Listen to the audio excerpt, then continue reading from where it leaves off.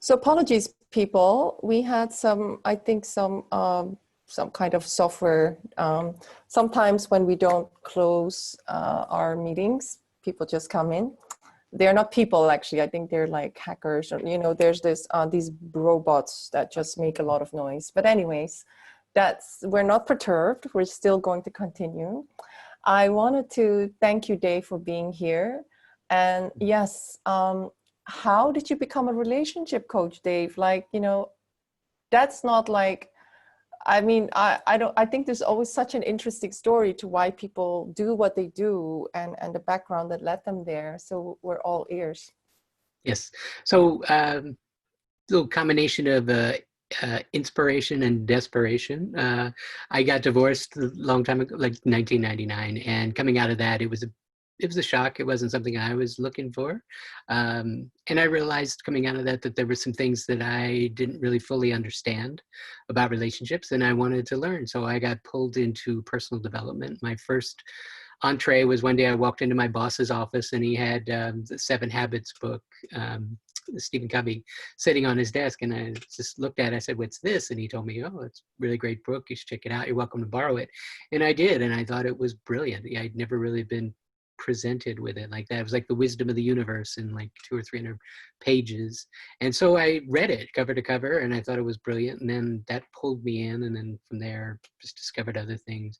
I got Tony Robbins' Get the Edge, learned a lot about that, made a bunch of changes for me in my personal life, and then discovered Alison Armstrong's work, who is really, she helps Amazing. women understand men a lot better. It helped me understand myself a lot better too, Wow. and understand women in turn. So it's just basically, this has been, I don't know, 20 years now of doing personal development, and I've been coaching professionally full-time for 12 years. 12 years ago, well, August 1st will be my 12th anniversary.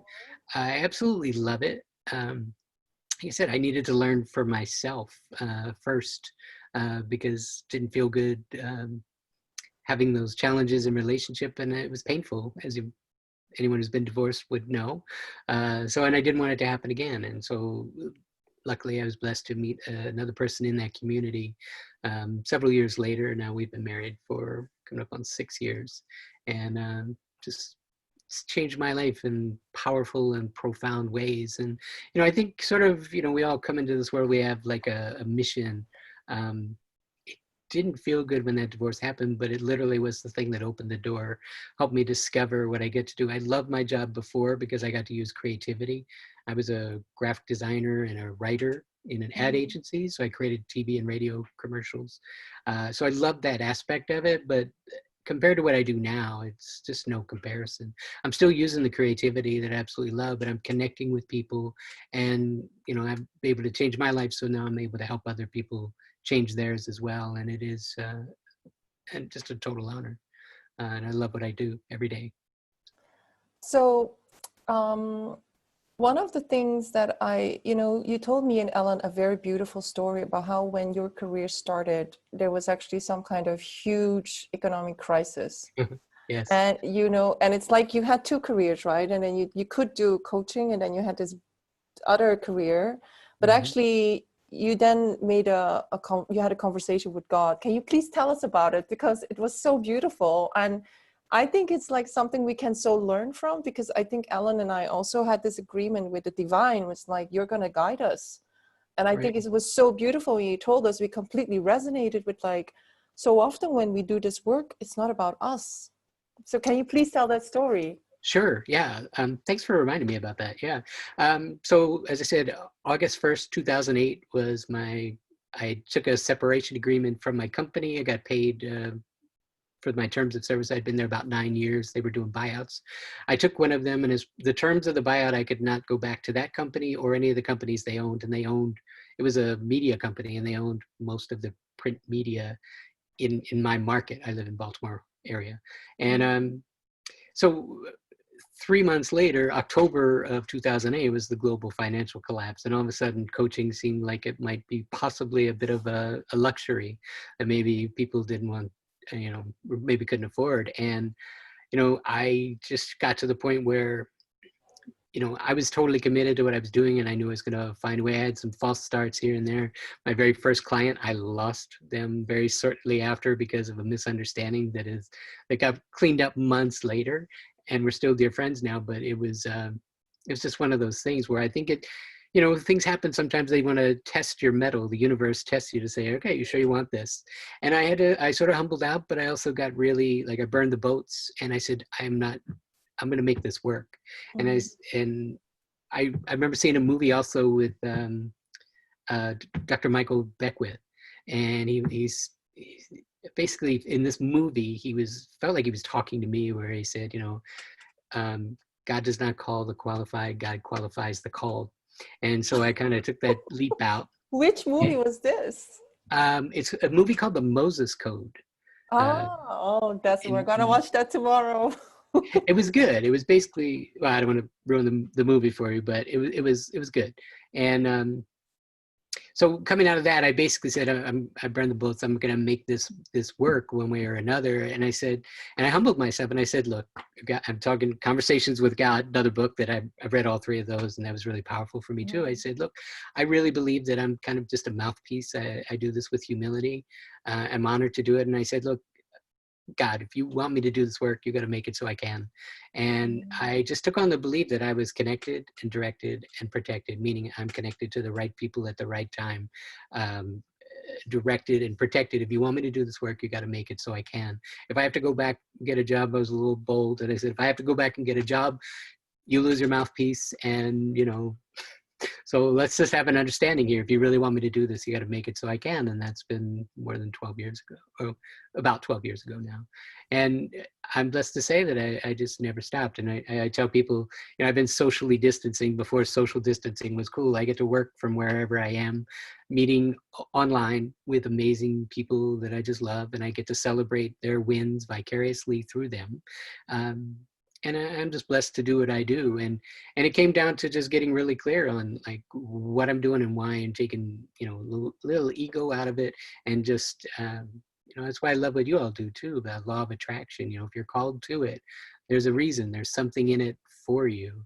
And, it just come with it's about wanting to serve, and just loving people where they are, seeing what's great. That's literally what I teach. I teach people how to, want to create more legendary love for life. It's about, bringing more love and peace and understanding in the world, and bringing people together. There's enough out there that divides us, and now I think, like, it's kind of gone crazy right about now. But before all this stuff happened, the current world conditions, there was enough that pulled us apart. And so my mission has always been to bring people together, create more understanding. So I got my work cut out for me right now, I guess. To create a legendary love for life, right? That's the mission. Absolutely. You have. That's a beautiful, beautiful saying. So one of the things that compelled me and Ellen to actually look at collaborating with you was that we just sort of felt that you could create a lot of amazing online classes for people who really needed, like, maybe not so much individual coaching, but more like education about things. And then we found out you have an amazing course ready to be presented to an audience. And one of the things that we explained to you was, yes, we are into law of attraction, but what we found in the law of attraction world is that, you can know a lot of spiritual laws, but you can still not understand men. Yes. And and then you ask all your girlfriends and all your spiritual gay friends, it's not going to help you, right?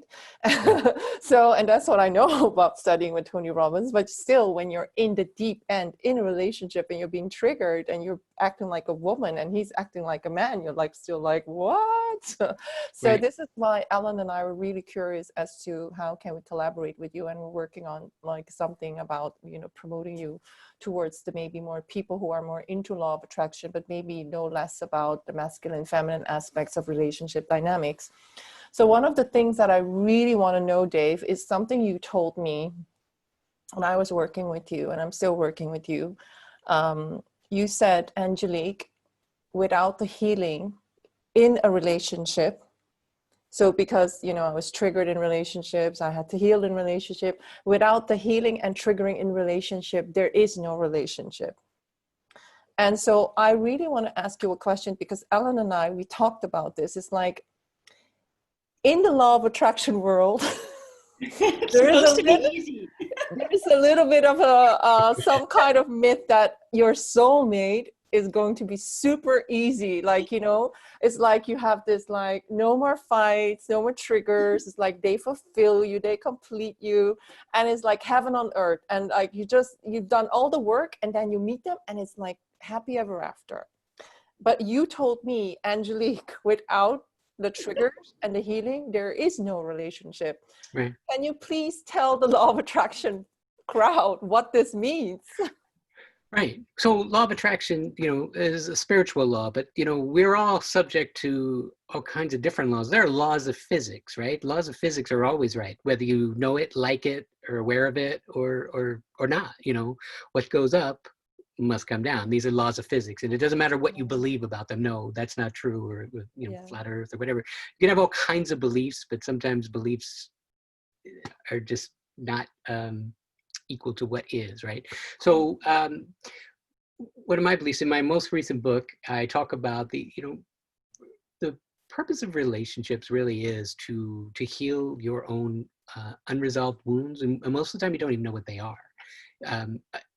And I talk about it like this way, like, you know, like say you came out of a divorce or a breakup and you've lived by yourself for, like, let's just pick a number, say 5 years, and you think, you know what, I'm in a really good place now.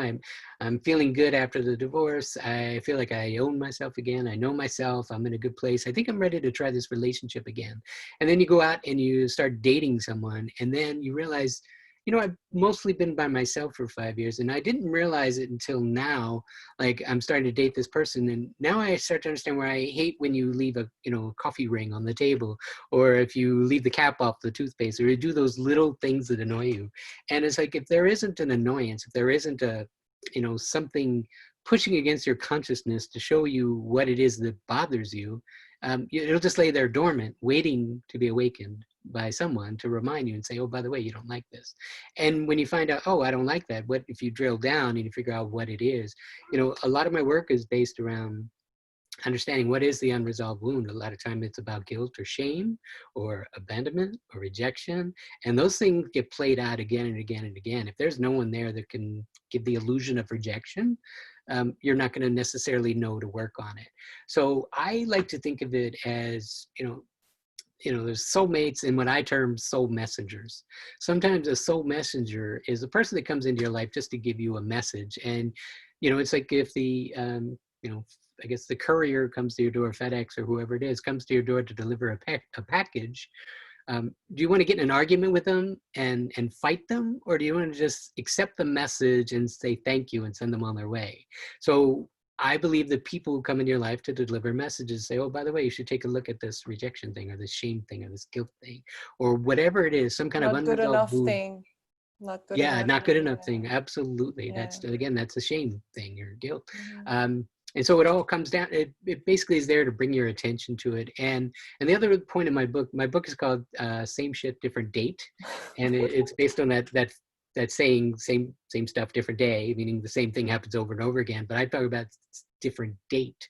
So you date all these different distinct personalities and people who are totally different, but yet the same issues come up again and again. And so that's not happenstance. That's not an accident. That's not. How many people have you coached, Dave? So you can speak from experience, right? Oh, I mean, gosh, hundreds. And like you mentioned, my Very Satisfied Client Club, there's literally dozens of people who have been struggling in their relationships. And then I've actually helped them. And I started that group, you mentioned it. I used to get these texts on my phone. People would say, hey, guess what? I got engaged. And they'd send me a picture of this ring. And I thought, wow, that's really cool. And I kind of, like I said, celebrate vicariously through them. But it happened so often. I turned it into like a little, like an ad campaign, just to promote these people and say, these are in my Very Satisfied Client Club because they came, they did the work, and they got the result. It is not about the ring. It is not about the marriage. Some of them had children and whatnot.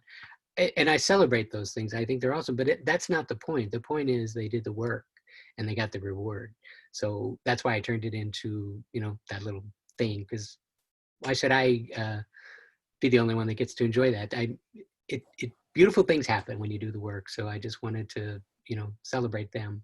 In many communities, we talk about doing the work. So in the Dr. Joe community, it would mean you do the meditations and, Yeah. like I do some other energy healing techniques, so basically you'd have to like do a lot of energy release and awareness, or Jungian analysis, it was a dream analysis, or, every teaching has a different interpretation of the work. What would you say in your experience that the people who become very successful in relationships, like they crack the code of maybe healing themselves in relationship, in a intimate partnership, what is it that they do that the people don't do, that might be thinking they do the work but they're not succeeding? What are the characteristics between these two groups? I'd say, but you give the example of like doing meditation, right? So meditation is an example, or journaling, right? That's an internal work, internal processing. Yeah. I'm doing the same thing. So like, if you think of it this way, a lot of people are, their self-worth is dictated not by, by who In they a believe they are. reference. Yeah, it's an external reference, right? So they're like, oh, my relationship is going really good. We're happy. That means I must be worthy. I'm a good partner. Good things are happening, right? But as soon as that relationship runs into a hurdle or has a challenge, all of a sudden their self-worth is kind of gone. Plummets, So yeah. that's the thing that I help people do, is to go in and, know yourself and figure out what those wounds are, how to resolve them, how to work on them. And I've got a bunch of, some of it's talking about it, some of it's journaling, some of it's exercises. There's all kinds of different modalities. And I mean, there's new ones coming in, being developed all the time. Now we've got rapid eye movement, this and that. And we mentioned a bunch of other ones too. Even, what is it? What's it called? The like ayahuasca and medicine, there's all kinds of things that help people. My specialty is just helping people, know themselves, love themselves, and come to a relationship full. And even if you have a challenge with your partner, that doesn't necessarily reflect on you, or it doesn't reflect on why you're less than. When people know their value, it's just like anything. It's an exchange of value. If you think you're not worth much, you're not going to get much, right? So it's really about, from a humble place, knowing your value and just demonstrating it. Know your value, show your value, and it works in both ways. Like, we all want to be with someone who we look at and say, "Wow, look at that person. I'm really lucky to be with them," and vice versa. And so I think when we were both showing up in an empowered place, most of the little challenges kind of get pushed by the wayside. They just don't really amount to much. But when there's two people who are really like, pressing on these pressure points, making each other feel less than or misunderstood or whatever it is, that's where those little issues come up, and they create much more difficulty for people.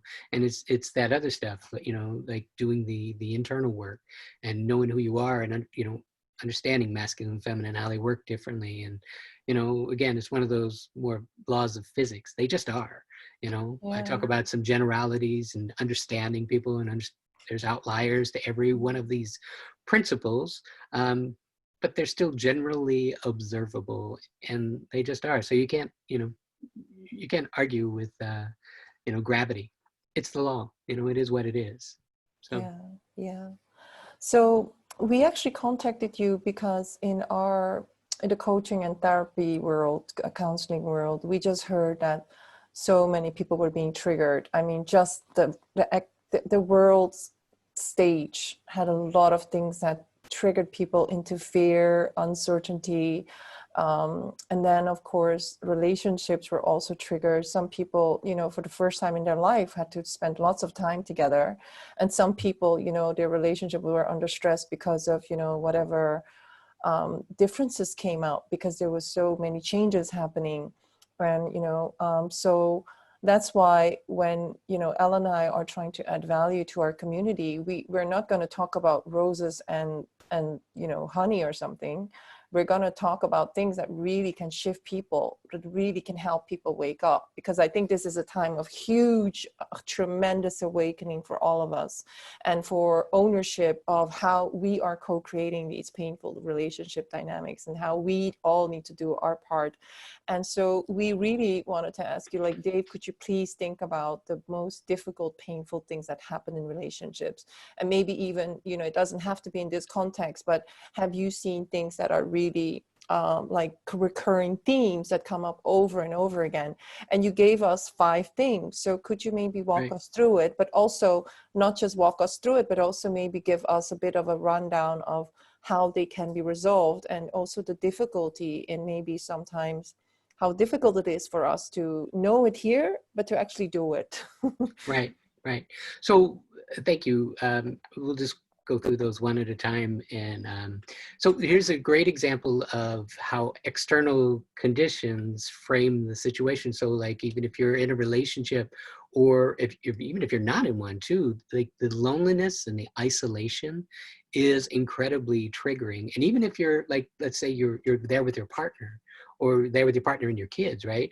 Like there's going to be additional stresses in addition to being, you know, isolated to only those people. There's the feeling, the knowing, I'm not free to go out and move about what I used to do. Something has been taken from me. Something is missing. My life is not the same.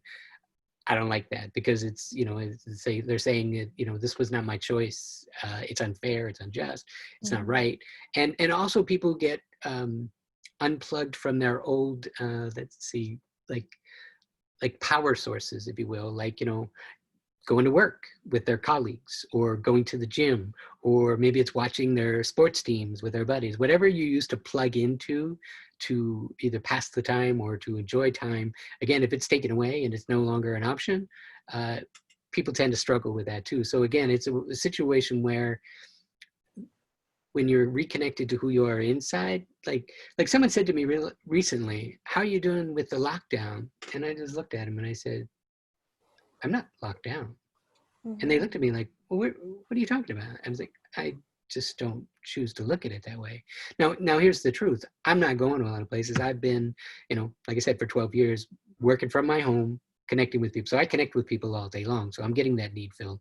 And I still go outside. I can't go to my gym, but I go walking every day for 30 to 60 minutes. So I get some sunshine. I go outside. I stay in outdoors areas. I haven't really gone shopping. If I go somewhere inside, that's different. And I hardly have. But I don't focus on, I'm locked down. I'm precluded from doing it, because, you know, personal development, where focus goes, energy flows. If I focus on lockdown, that literally could cause pain. I just focus on, I'm being smart. I'm making good choices. You know, I'm not going to need to fight what is, right? This is what I'm saying. Don't fight what is, you know, move in the, you know, path of least resistance. It's like, I'm just making good choices for my personal health and contributing to other people and trying to keep other people and myself as safe as possible. And I'm still going about my daily life, living life every day. Now that brings me to like one of the first things. So one of the first things, we talked about the 5 differences. One of the first one, you kind of alluded to it earlier, is understanding gender differences. Now again, these are based on generalities. There are lots there are of things that are contrary. exceptions. Yeah. They're perceptions, and they're generally observed in the species, right? So as a generality, as a rule, masculine tends to focus more on, you know, protecting and providing and pragmatic things. They take sort of big problems and make them small in order to solve them. And sometimes one of the downsides is they're not very in touch with their emotions, because they navigate by logic and solving problems, fixing things, right? Now, contrary to that, vice versa, the feminine more navigates the world by emotion. So she's more in touch with her emotions, how things feel in her gut. Her feminine intuition is literally about, it is your survival instinct to know, am I in fear, am I in danger? Number one thing that navigates feminine makes decisions by, am I safe? Am I safe? Her gift is connection. Her gift is making, relationships work. She's got this intuition, like, are you okay? I don't know. You seem like something's going on there. She's very intuitive, and she's very in touch with her gut instincts, where men can sometimes be focused on a spreadsheet or a problem at work or something, and can almost feel disconnected. So these two humans have very different ways of navigating the world, managing everything, from what they see, what they don't see, what's important to what they don't value. So And because you just said women go look for safety and men yes, look for? men very rarely have a perception of unsafeness, right? Like there's a great example that I've seen, in Date with Destiny. Tony does an example where he says, okay, let's ask a question. I want to demonstrate this for you. He says, ladies, in the last 6 months, raise your hand if you've been in a situation that made you feel unsafe. Maybe walking in a car park at night, or a parking lot, in the dark, being concerned for your personal safety. Raise your hand if you felt unsafe in some way in the last 6 months. And 95% of the room raises their hands, right? And he goes, okay, how about in the last 3 months, in the last month, in the last week, in the last day? And it gradually goes down, but there's still a fair amount of people who, even in the last 24 hours, have felt their personal safety. And he said, okay, everybody put your hands down. Now watch this. Guys, same question. In the last 6 months, have you been in a situation where you felt like your personal safety was compromised? And a few people in 6 months, definitely some will put their hands up, no doubt. But it's almost the inverse ratio. Like the masculine doesn't necessarily perceive safety threats near as much, because they tend to be more into fight or flight. And safety just isn't their overarching need. So they don't navigate the world that way. Now, this is not an indictment on anyone's behavior. There's nothing to say that one's better, one's worse. They're just different, and they're both perfect, and they're both beautiful. And but if you negate that, argue it, don't want to see it, If the masculine doesn't accept the safety just because they're not in that position, then they have a problem with women that feel quite unsafe because of maybe their behavior, or them not understanding the need for safety. Right. And again, it's a gift to protect and provide. Like he wants to do that. That's a beautiful, laudable goal. And again, it's how we work together beautifully. I mean, it's partnership. It's literal partnership. Like one is focused on the emotional connection. One is protection and provision, right? So like it's a beautiful cooperative partnership. Those are beautiful things. One is no better than the other. They're both great. So it's important. And I think it's just an understanding of that, where Alison Armstrong is one of my just true mentors in this, and her overarching belief is, what if no one's misbehaving? What if everyone is just doing exactly what they're here to do, and it's really all perfect? And rather than focus, you can literally, you could focus on sameness, you could focus on difference, you could focus on the beauty of how they come together and what's great about the entire system. It really is just a great thing. Well, what you're actually saying is that because of the work of Alison Armstrong, and for those of you who don't know her, she actually did a lot of research, empirical research on men's behavior, because she was suffering a lot. And she was like doing what a lot of the sexists do, is they judged each other. So like women judge men, men judge women. And because of the lack of understanding, but Alison Armstrong did a lot of courses, online courses that you can actually buy. And Dave, I think you trained with her. I did a couple of times, and my wife was in her I can't remember what she called it, but it was like her leadership group, where they met with Alison like every month. They would get new content, and they would have to go out and teach it, and then bring back what they learned, because Alison's always taking what she's learning from the material she's presenting and synthesizing it and creating new learnings based on it. So yes, I love her. She's amazing. I went to her. She did a program called The Hero's Journey, which is catering to men. I don't think she's done that in years. And my wife and I also did her couples course, which was really powerful, just before we got married. So it was, wow, that's it was incredibly valuable and important. Didn't feel that way at the time, but it was important work. It's good that you went on your own journey. Yeah. I know that in the Tony Robbins community, especially those who went to Date with Destiny, and they say men really want freedom, and women can sometimes feel very threatened by the freedom that men want. Right. Can you explain a bit more about that? Yeah, I'm really glad you brought that one up. That's a great one. So, yeah, I mean, if you think about it, if there's an artfulness to this too. So this is not bad news. If anyone said, "Oh, man wants freedom," that means he doesn't want me. That's not the way it works.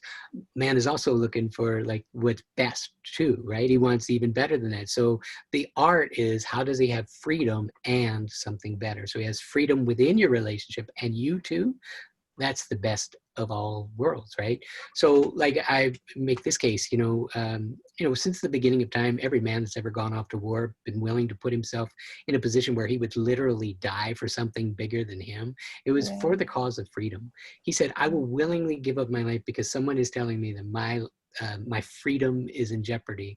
And there's just something that stirs a man's soul. And Tony does an example in this Date with Destiny program, from the movie, what is it? Die Hard? Or no, Braveheart? The Scottish movie, Braveheart, yeah. Not Where Die the Hard. scene where they run down a hill and they're overmatched by a much bigger British army. And this is back in 1500 Scotland. But there's this powerful, powerful moment where the men like feel a visceral meaning in their bodies of literally being willing to die for something that you believe in so much. And like I get chills just talking about it. It's that powerful.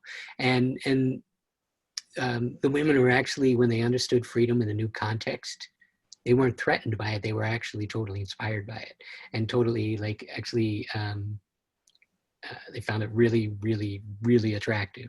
So there's just something about a man on a mission there's something that's so important to him that he would literally die for it. That's inspiring to anyone who witnesses it. And it's really powerful, especially if you ladies are the mission that he'd willingly die for if he had to. I hope he never has to also. But it's really powerful to know yourself so well, to just unleash that aspect of the masculine. And I think, look, obviously there's not as many things that bring out that knowingness anymore, but it's one of maybe the most attractive things in the world when you see a man who just knows in his gut, in his chest, who he is, what he's meant for. He's on his mission and nothing is going to get in the way.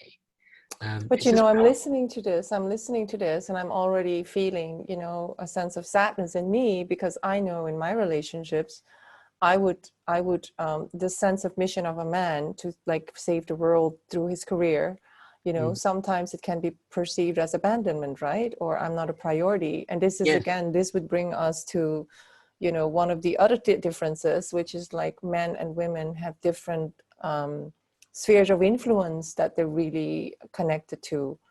And women put relationship first, men put mission and career first. That's the second one. That's about timing differences, right? So I think about it this way, like, again, we do this work at that event.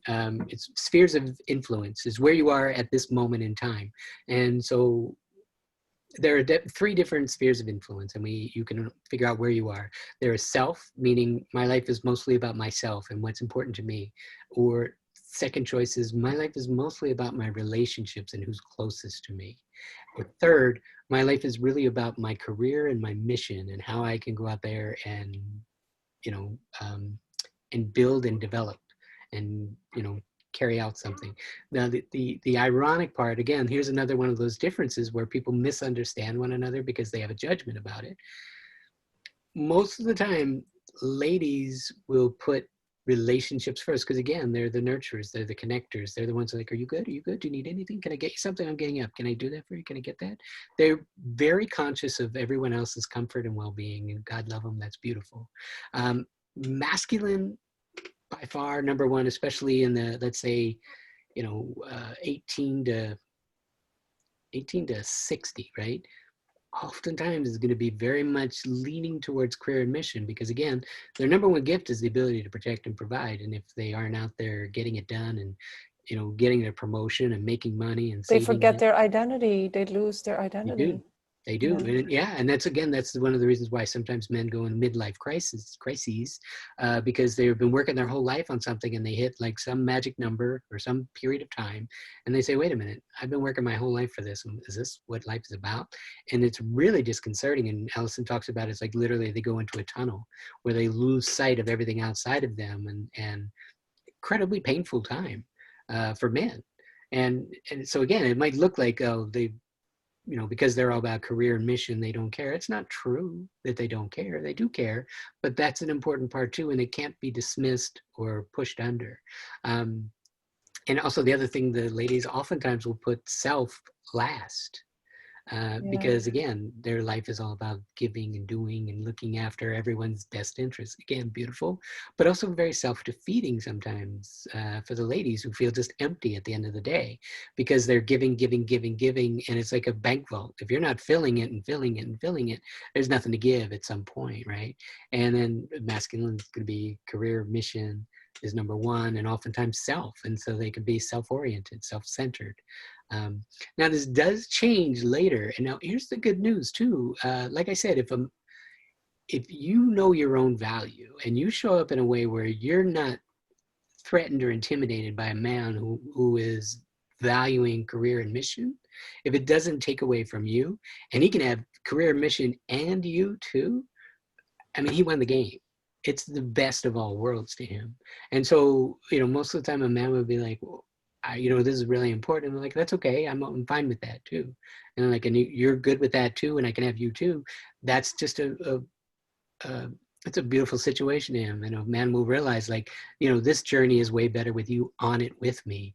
And so a lot of people who don't know their own value will make it I want to be first kind of thing, rather than just acknowledging where people are and what are their, I guess, latent drivers, things that they don't even necessarily know that that's why they have to do it. They haven't necessarily processed it, but if there is a challenge, it just sort of gets in the way. So it's just a great way of understanding people's native drivers, what inspires and moves people and what makes them do the things they do.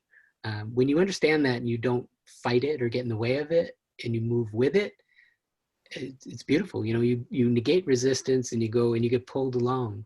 It's like, why fight the river when you just go with it and you get pulled along gently and it's relaxing. To Easy. summarize it for people, because I can recognize so many of the mistakes that I made, which is women tend to give a lot of themselves and then they put relationship first. And because they're nurturers and connectors, we're always giving. And then when a man is in our life and we love him and he's just mission driven, career driven, then when he comes home, he wants to take care of himself. We women automatically feel super rejected and abandoned and like, oh, you don't think relationship is important. I'm like last.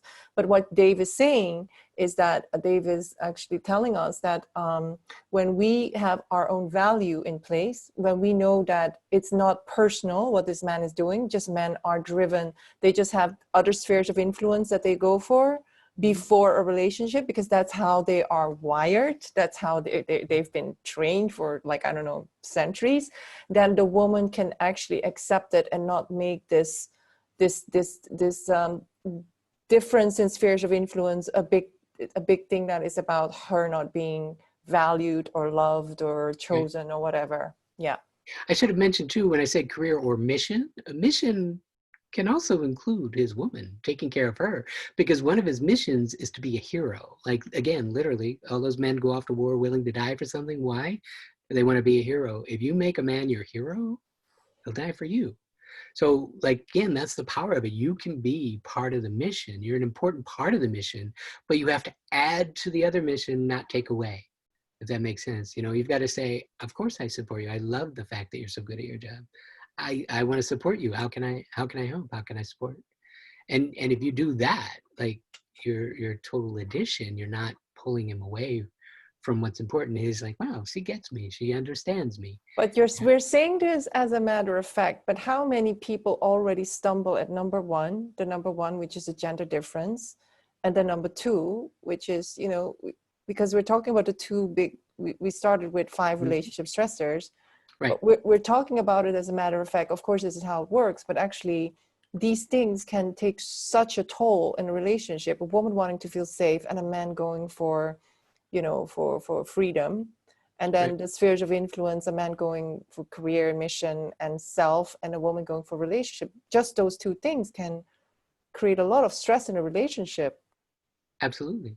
And it goes back to, like, I'm so glad that you all are here today listening, because this is about awareness, because awareness taps into beliefs. And, maybe you've heard the phrase, as you believe, so you receive. So if you have a belief, now you have to go out into the world and look for evidence that supports your belief, because everybody wants to be right. They want to feel like, oh, this is the way the world works, and I know this. And look, here, he is not into this because of this, or vice versa. She is not this. So they're literally trying to support the beliefs that they already have with references that fit those things. So, again, if your belief is, well, his job is more important than me. See, look, he's there at work, or He like, doesn't love me. right, Yeah, right. yeah, And yeah, it's not true. This yeah, is not true. That's yeah. the thing. If you don't have that belief, you don't look for it. Or like I would say, well, I believe that because he went to work, he doesn't love me. And it's like, oh, well, give me some examples of times you absolutely knew he loved you. Oh my gosh.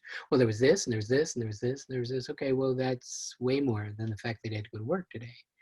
So all those other times you knew he loved you. But again, it's when your outside world dictates your inside world. Whereas that's the beauty of coaching. It's like, have your inside world, set that up right, and now you set the game up to win. And so it's literally the difference between, like, scratching and clawing to make life happen the way you want it, versus being pulled to it. Because when your inside world is set up and you look for evidence that supports what you want, you'll find that. But if you look for evidence that's contrary to what you want, you'll find that too. That's how genius we are. We will find whatever we look for. So I say, look for good stuff. Yeah, yeah. But it's easier said than done, right, Dave? Because Oh, of course. Some people because don't of even know they're looking. They don't even know they have these, painful disempowering beliefs. beliefs. Yeah, Yeah, painful interpretations of each other's behavior. right. And Yeah. that's, again, it's like when we start to, throw people under the bus and assume that people are misbehaving or doing something wrong. And nobody wants to be treated like they're, doing something wrong, or they're, again, because that triggers not enough. That triggers, being told what to do, and just all these things, and it just gets to be painful. And it's two people who are not even really relating to one another. They're relating to what I believe you should be doing. And it's like, well, wait a minute. What about my autonomy or your autonomy, and showing up in this world in a way that lights you up and makes you feel good? If we're not both doing that, somebody's missing something. And it's just not true that it's one or the other. Either you got to get everything your way or I get everything my way. That's a false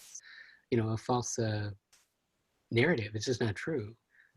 Both people can be getting everything they want, or not necessarily everything, but they can be getting more than enough. Enough is the key word. Enough is what we're all looking for.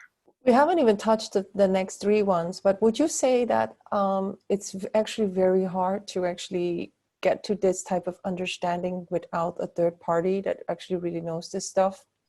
Because I know a lot of people that before they went to a divorce, they had counseling or coaching, and it didn't work because somehow, despite them loving each other, the things were just like so escalated in a way, like.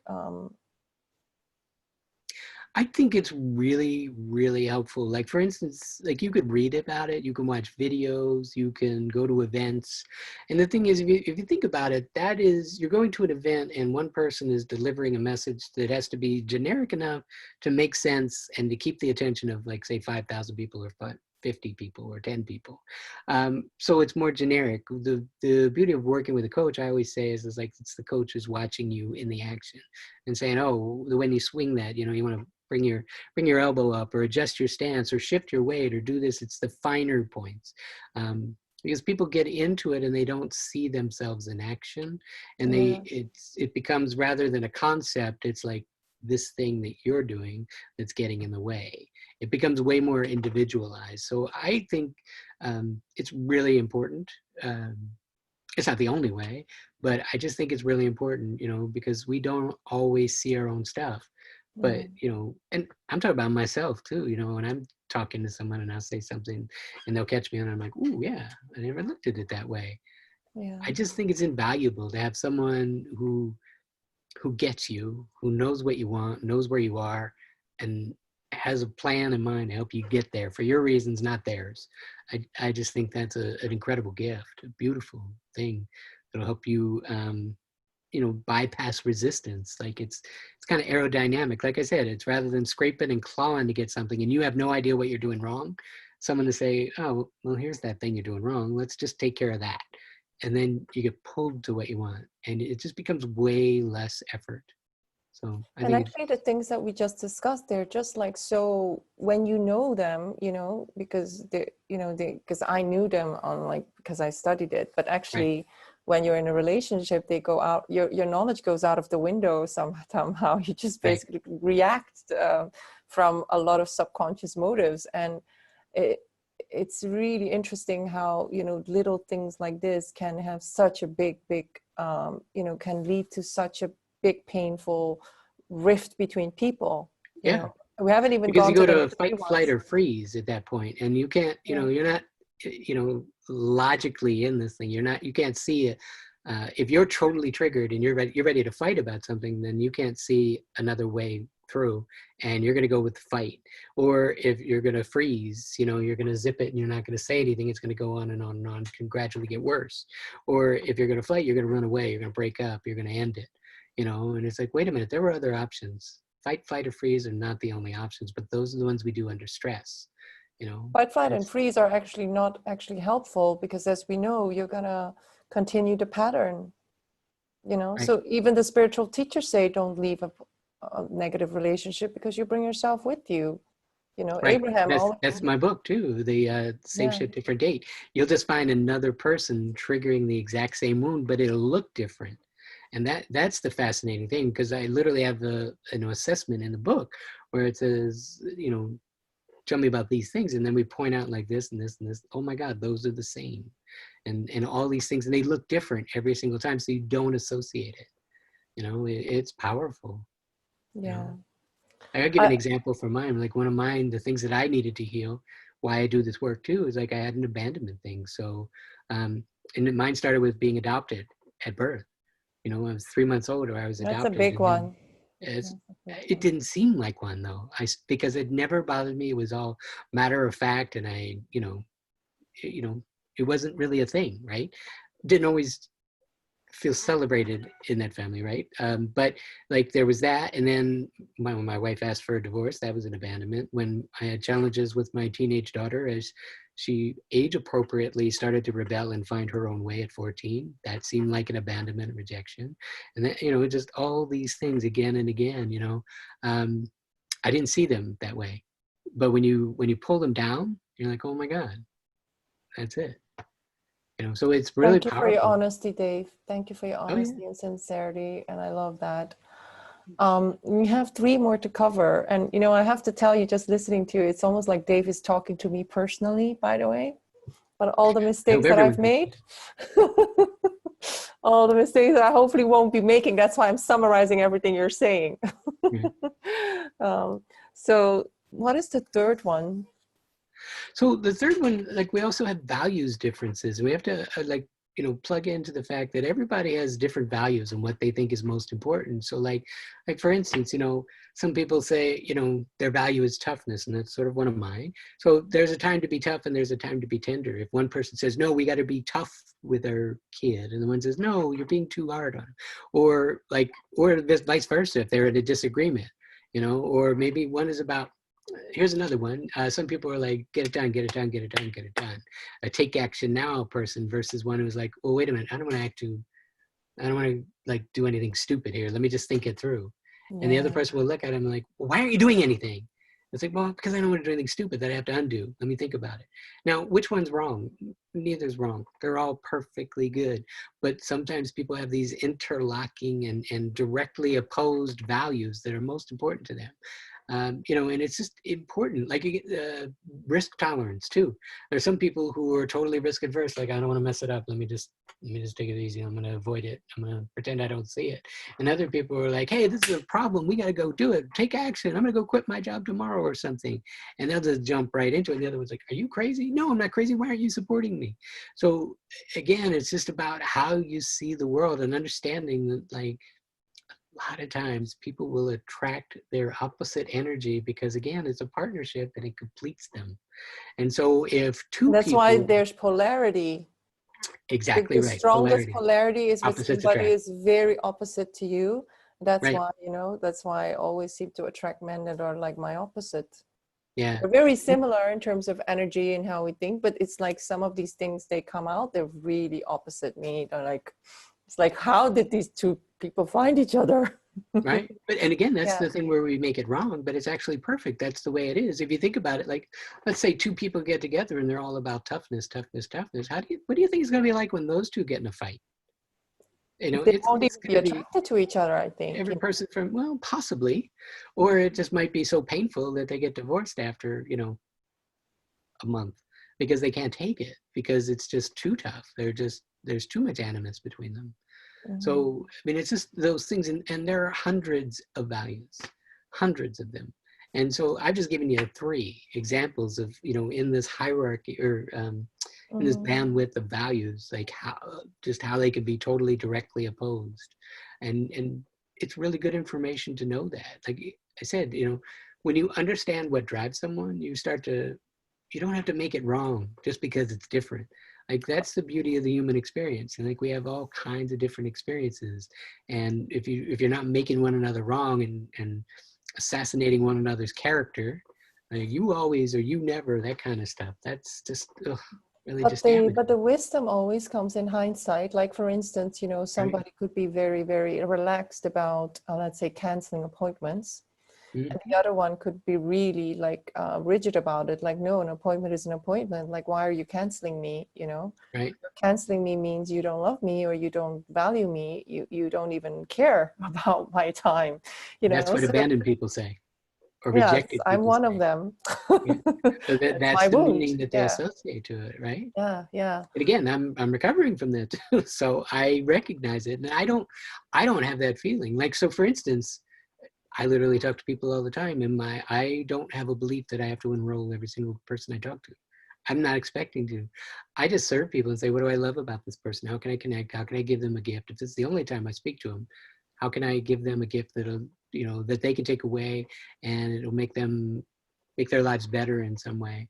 Now, if I live my life like that, where I just want to love people and I want to serve them, as you might expect, the people who decide that they want to work with me more is probably remarkably higher than someone who is like, I gotta close them. I never think of that.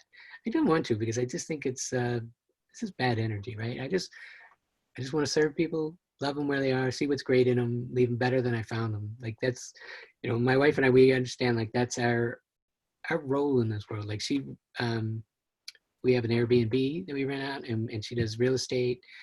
She renovates houses, sometimes flips them. And our belief is, where there's people or places, we come in, we always leave it better than we found it. Like, that's our operating principle. Whether it's a house or a property or, someone that we're coaching, we just want to leave them better than we found them. So, and that's doable. And there's no pressure. Beautiful. Let's go to like value differences, that alone. I mean, what would you say to couples, like, once they do arrive with you, like, should they make a list of the values where they clash or where they have clashed before with former partners? I'm just trying to be a bit like data, I'm trying to be like preempt on the time.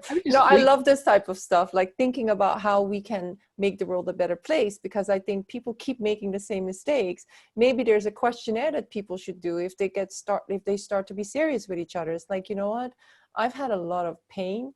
I've made a lot of mistakes in my previous relationships. These are the things I'm still healing.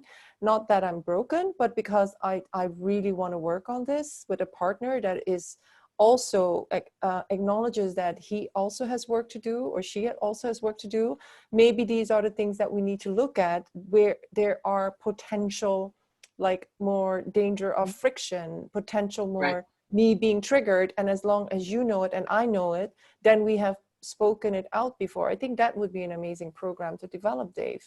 Yeah. Based on So what I we're would say, discussing based here. on, you know, what you said there, it's like, if you really want to figure out that, I mean, think about what your last 5 arguments, and this could be with your significant other, it could be with your kid, right? You know, figure out like what was happening there. Remember the incident, and now start to dissect what were the values. Like, you know, maybe it's more of a control versus autonomy, right? So like you're trying to get your kid to get his shoes on and get out the door, and you're like, get your shoes on, get your shoes on, get your shoes on, and he's like, but I want to watch my shoe, and so there's a dynamic there, right? One person wants autonomy and choices. The other person wants, you know, a bit of a more authoritarian, do it now kind of thing.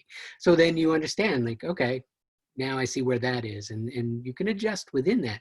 But again, you got to, you know, seeing a child wanting to finish his show, not necessarily wrong.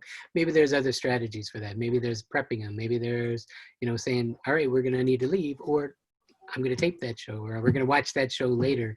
We're not able to do it because we have to leave now, right? There's other strategies that'll work better for you. But yeah, the best way to look at it is figure out what are your last 5 arguments. Where there's smoke, there's probably fire. So figure out what was the value underneath. What did you want? What did they want? And where did they conflict? They're guaranteed there's usually something that you can identify. Yeah. We come at number 4. Number 5 is the juicy one. Number 4 is also a big one where people get, you know, they misinterpret each other's behavior a lot. Right. So that's what we're talking about. Your preferences and references is what I call them, or, you know, wounds that are either in common or that are contrary, right? So like, for instance, we were talking about, you know, when I was talking about abandonment and how it used to be a thing for me, and then I realized, I'm like, oh, wait a minute, I did some work around it. Now it doesn't bother me near as much. Most people are not aware of that. They have not done that work. They have no idea. So if you say, you know, if you say to your kid, you know, if you're not ready in 5 minutes, I'm leaving without you, and then you actually do it, in some ways now you've just really triggered something that could be a recurring issue for them. So it's about understanding that people's here's the other thing too, like a lot of these references, a child's entire expectation of the world is formed pretty much in their first 7 years. So by the time they're in like 2nd grade, they know everything that they need to know about the world. But an adult is still 0 to 7 in terms of their immediate triggers, right? That's what you're saying. Right. So looking at, like, you know, is it a beautiful world where people are caring and nurturing and supportive, or is it a world where people don't matter, or you're on your own, it's kind of dog eat dog kind of thing? These are fundamental decisions, like learning how to share, learning how to say please and thank you, all these things. These are the things that will set you up for a lifetime, or, you know, or not, or cause you pain for a lifetime if you didn't get these, you know, sort of fundamentals and beliefs where people are, you know, celebrated, but there's also, you know, there's boundaries, and boundaries are effectively put out there and maintained, right? It's all important. And like, there's some people, like, if you're raising a child and you have really difficult time, you know, like you kind of laugh at them and you think they're cute and they could be cute and get out of it. They learn that for a lifetime, that no one will apply a boundary if I just act cute and funny. You know, there's a ton of comedians out there who operated on that principle, right? And they're now making their living doing that. And so it's like these things that create lifelong preferences or experiences, or wounds in some case too, depends on you know, the way you look at it. So by 7, a lot of that is set, and so it's really important to understand, like, other people's histories and what's important to them, what's not important, what do they value, that kind of thing. Do you have a question, Ellen? I thought I saw your hand up. Okay, I just wanted to make sure. So can you maybe talk about, because when we were having this pre-discussion, you were talking about rejection and abandonment, shame and guilt, jealousy, and some of the big wounds that come up, and that, you know, when a couple have problems, these things, it's like, I think you were the one that told me, it's like people are not talking to each other, their wounds are talking to each other. Mm. So the wounded child in them or the wounded person in them is talking to the other wounded person. And that's not the person they fell in love with. They're like, who is this person? You know, it's like, Right. wow, this is a different person. And then really and if that is not navigated well, the relationship will deteriorate, and really people then start to, what is it? They start to engineer really painful memories for each other. And you know, and a lot of, if they don't understand what is going on, that it's not, you know, malintent, it's not negative intent, it's just Right. two people really hurting, and then protecting themselves, like the way you explained to me how I protect myself, how I keep on protecting myself, and then how my partners then keep protecting themselves, and how I shouldn't even like interpret their behavior as negative intent. It's just like two people trying to protect themselves. If you know that, then you're Right. not going to be coming from this, oh, men are bastards, you know, I can't trust men, blah, blah, blah. Ellen and I, just before we went on, we were saying that there's so much pain in relationships. And Ellen, you said something really interesting. It made me laugh, but it's not a funny thing. I don't remember what I said. What did I say? So You always remember everything. what I remember you say was like, you know, we have a few things that hurt us in one relationship, and then we take it to the second one, and then the third one, and then we stack up. It's compounding. Yeah, there's huge They amounts make you of pain. rich or miserable. Yeah, and then we basically go like into the next relationship, and then it just and we were just like laughing about it. It's like, it's so painful. There's Right. so much pain, and like and because we both know that everybody wants an amazing relationship, but like, how many marriages actually last? How many relationships actually last, right? You know, you gave a great example there. So why don't we just, we'll use that one. So you said something about jealousy, and we hadn't talked about that yet. So like, think of it this way. So you meet this brand new person, and they've just met you, and they're totally enamored with you, and you have 100% of their attention. They're pursuing, or you're connecting, you're meeting all the time. You've got this really passionate, you know, toward pursuit, right? That is 100% reciprocal. Both people are interested in one another, and they get together, but pulling jealousy down. So there's probably some sort of a wound about rejection. So if we play this out, let's say in the beginning you get together and it's really passionate, and then something happens, life happens, and let's say, you know, fast forward like 6 months, a year, 5 years, 10 years, right? And if you came together because there was this torrid, passionate pursuit, and then all of a sudden, like, something else becomes an issue. Someone has another health challenge or a career thing, or something is going on that pulls their attention away from the constant pursuit of you. And your biggest wound is rejection or abandonment. And all of a sudden you see the partner who once pursued you 100%, gave it everything. And all of a sudden they're paying attention to someone else. There's a great example of how, if that is your belief, you know, we have this expectation where we're going to meet someone and they're going to be, you know, we don't think that people change over time. You know, that's the one constant, is change. You know, stop dyeing your hair for a while, find out about change, or, you know, all kinds of cosmetic surgery and things like that. Those things change. We expect that, but people also change too, in terms of values, and change of, in terms of, you know, when a need gets satiated, right? They don't pursue it quite as hard, maybe, but there are constantly changes over time. Like I gave you an example before, like a man that goes in the tunnel, midlife crisis, like his values are going to totally change, and it looks like, oh my God, what happened? Who is this man? I don't even know this man anymore. He's in the tunnel. It's a difficult period for him. He's going to get out on the other side of it. We don't know what that's going to look like now, but you can enhance your value by the way you support him while he's in it. Or you could say, you know, go buy your Corvette, I'm out of here, or whatever, or, you know, decide what you want to do based on your meaning. You know, one of the most powerful things you could ask is, what else could this mean? You know, just because a man's in a sort of a midlife crisis thing, you know, he's You buying don't a have to Corvette. let your wound define the meaning. Right, exactly. That's right. where we go immediately. Yes. Yeah. And you'll personalize it. You'll make it about you. Well, Yeah. now you're not being the man I thought I married. It's like, well, you're not even in touch with his pain about he's been working his entire life, and now all of a sudden he's been climbing this ladder, and one day he gets almost to the top of the ladder, and he looks down and he's like, whose ladder is this? What the hell am I climbing? What am I doing up here? Why am I doing this? Whose idea was this? I got this job because, my dad told me I should do it, or, whatever. And he starts to realize, like, what am I doing here? And you're only focused on your pain because he's not paying attention to you. This is just an example of, how that works.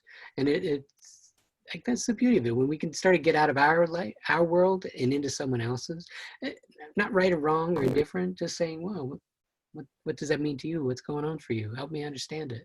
And they might not be able to understand it. Most people, in the midst, right in the middle of a midlife crisis, they're just as frustrated and upset about it themselves, believe me.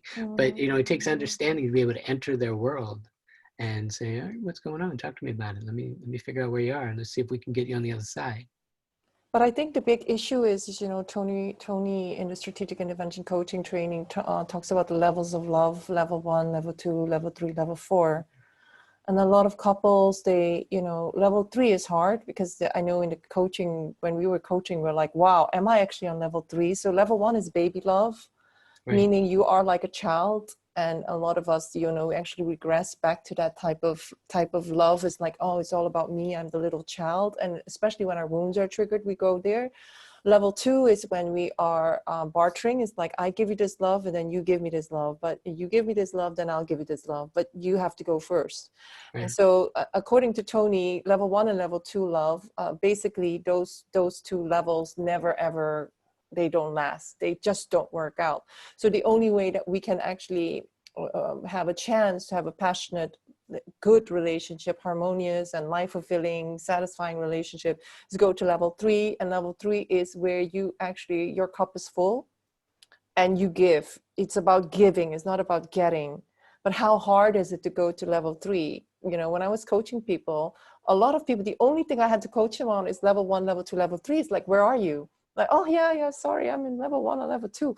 It's just, that was all they needed, because I explained to them, when you're not in level 3, you're going to create a lot of suffering.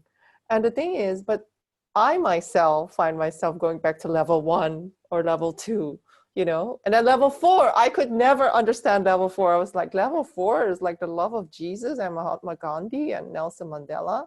Like, am I ever going to get there? Like, I don't know, maybe I will, but with a couple in a relationship, I think it's pretty damn hard to go to level 4. Right. But yeah, so yeah, the ultimate too is when you have that level of love that says your needs are my needs.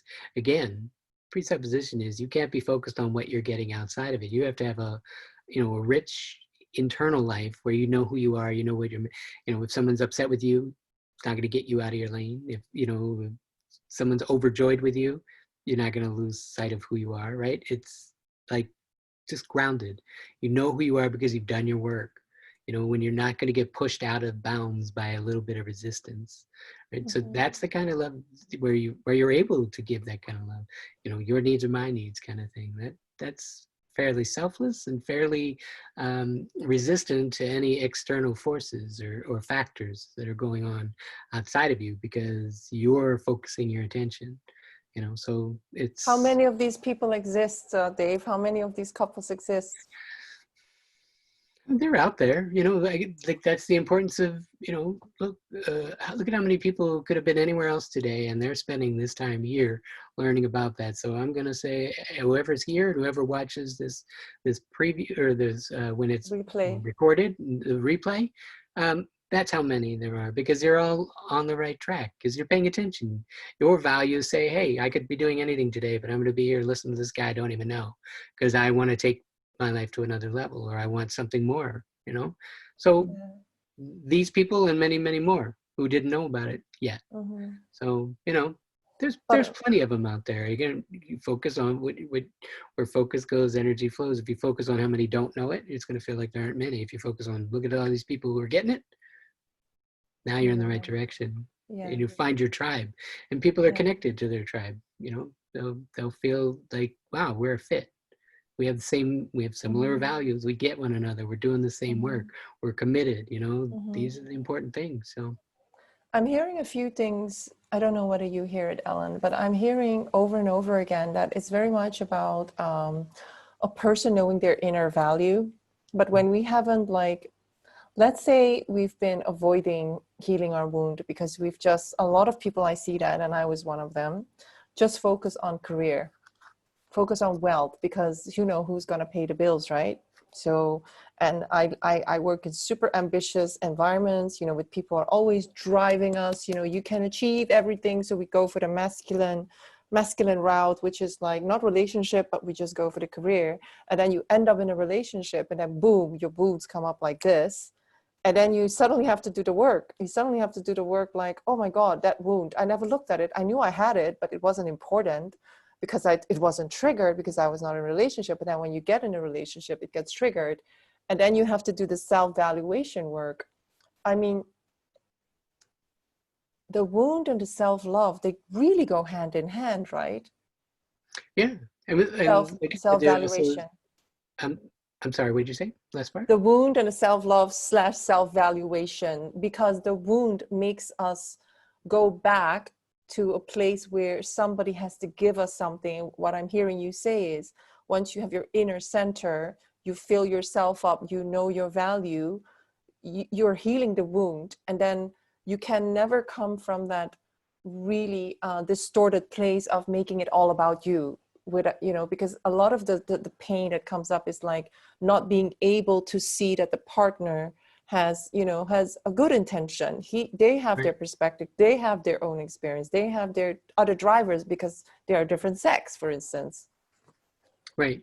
And I think the other thing too is people like find their passion or what they're meant to do by figuring out, well, what am I good at? What am I really good at? Like you said, your belief is, you're around other achievers and drivers essentially, right? So that feels like home to you. And like, so maybe someone else is a total nurturer, right? And like maybe they want to do daycare. They're not going to probably make that kind of money because in today's culture, it's often not as valued as much as a corporate day trader, for instance, right? And so you ask the question, well, which one's more valuable?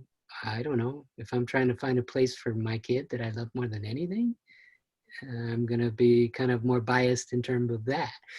Again, it's so seeing everyone's innate value that they bring to the table.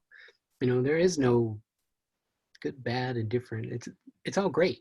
Everyone comes together, and we're doing what we love, and what makes the world a better place. Ideally, hopefully. So it's just understanding that people are working in their zone of strength, like they're finding what appeals to them. Like I got into advertising because creativity is my number one gift. Art and words and TV and radio commercials. But to come back to the area of relationship, we're very much confronted with the fact that if we don't work on our self-value, which is independent of what a romantic partner or society gives us, it's going to be really tough to bridge this thing of the childhood conditioning. Maybe it's not even wounding. It's just because we're conditioned in such a way that we expect love to be given in a certain way, or we expect people to behave in a certain way so that we either feel safe or we either feel that we're not controlled, for instance, or, Right. not giving away too much of our autonomy if you're a man. Right. Or like, again, the other example is like, someone's, if you don't know who you are internally and someone says to you, you're really selfish, and it's like, that crushes me because I don't want to see myself as selfish or whatever the word is, bitchy, whatever, it doesn't matter. But it's like, one of the things, John DeMartini talks about it all the time too, is in quantum physics, you kind of equilibrate those feelings like, well, where am I selfish? Yeah, I've occasionally been selfish, and that's okay. Again, it's a balance. There are times when it's okay to be self-oriented, because if you're not, that means you're a total pushover and people walk all over you all the time. So again, it's how do we get to that place where you know your value, but you also don't let people just beat you down to nothing because you're afraid of ever making a choice that benefits self. I think that's actually a good time, a good place to be, to occasionally make choices that work for you and not, because then, the other example where we say it's all, I always have to give. And then one day you wake up empty because you've given. I would say to them, it's probably good to be a little bit selfish. Again, how do you balance it? And be able to go in and say, yeah, maybe I was a little unfair there. I should probably do more here. Or no, I give all the time. This is probably the time where I can be, self-regulated a little bit. Look, I think having that conversation inside your own head and managing, who you are and what you're doing, I think that's invaluable. There's times when, we might be a little selfish, or there's times when we're not self-oriented enough. And you, unless you are really clear on where you are and you can own your stuff, like, I think you'll struggle with that. You're at the risk of other people portraying you a certain way, when it's not true, and they're only doing it to manipulate you, because plenty of those folks out there too, who would manipulate you in order to get their own needs met. Well, hopefully our group of people are not going to go there. And They could have been anywhere else today, and they're here, so they're on the right track. Yeah. So number 5, I think you even wrote a book about it. Number 5, a book I did create or a program. product. I made a CD about it. So it's about love language or strategies, love strategies, and understanding it's about like people need different things in order to feel loved or close. It's Yes. Gary Chapman wrote a book called The 5 Love Languages. My product is a CD. And a funny story, because creativity is my thing, I used to talk about it and I would just forget 1 or 2 of them. And I'm like, oh, and then there's this one. So what I did is I created an acronym. I call it the hug and kiss hierarchy. And so I actually put 7 in there. There's 2 that Dr. Chapman didn't talk about.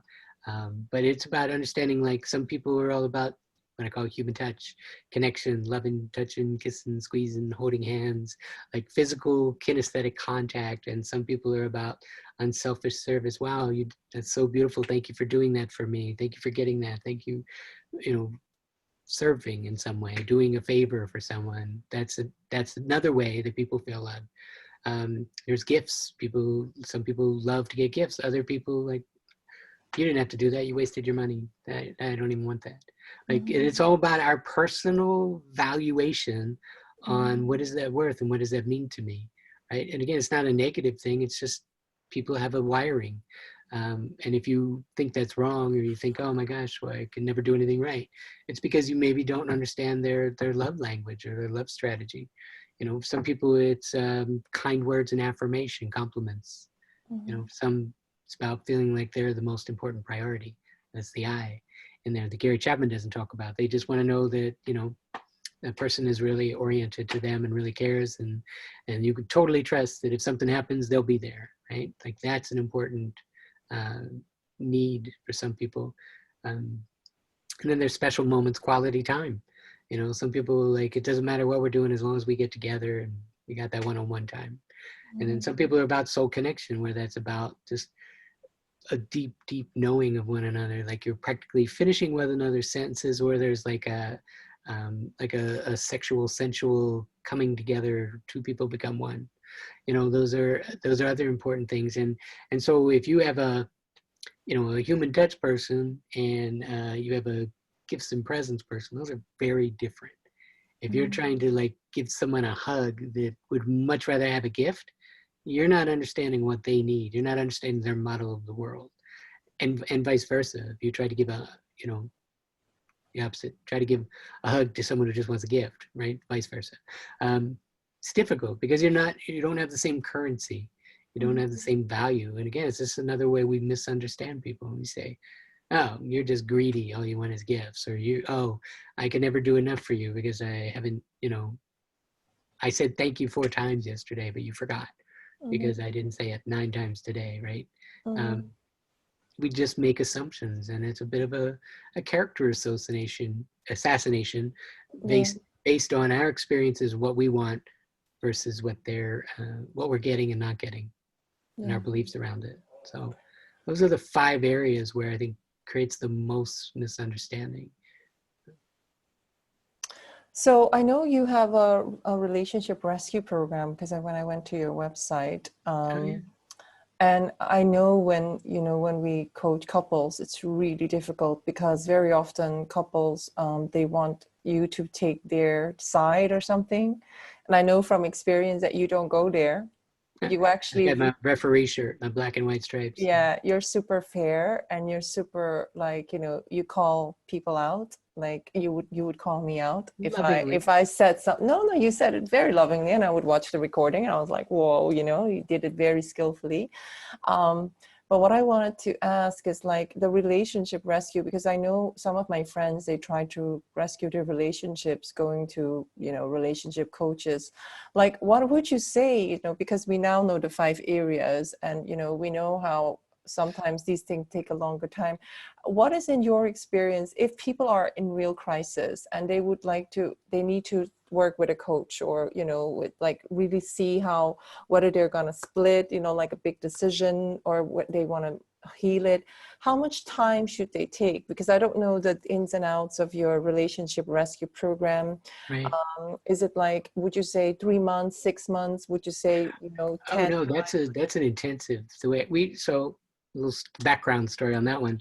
So that's called my relation. It's an in-home program. It's a rescue where I told you my wife does this work too, but not every day. So like literally we're going to put ourselves into someone's home for a weekend, sort of watch them in progress one day, figure out Wow.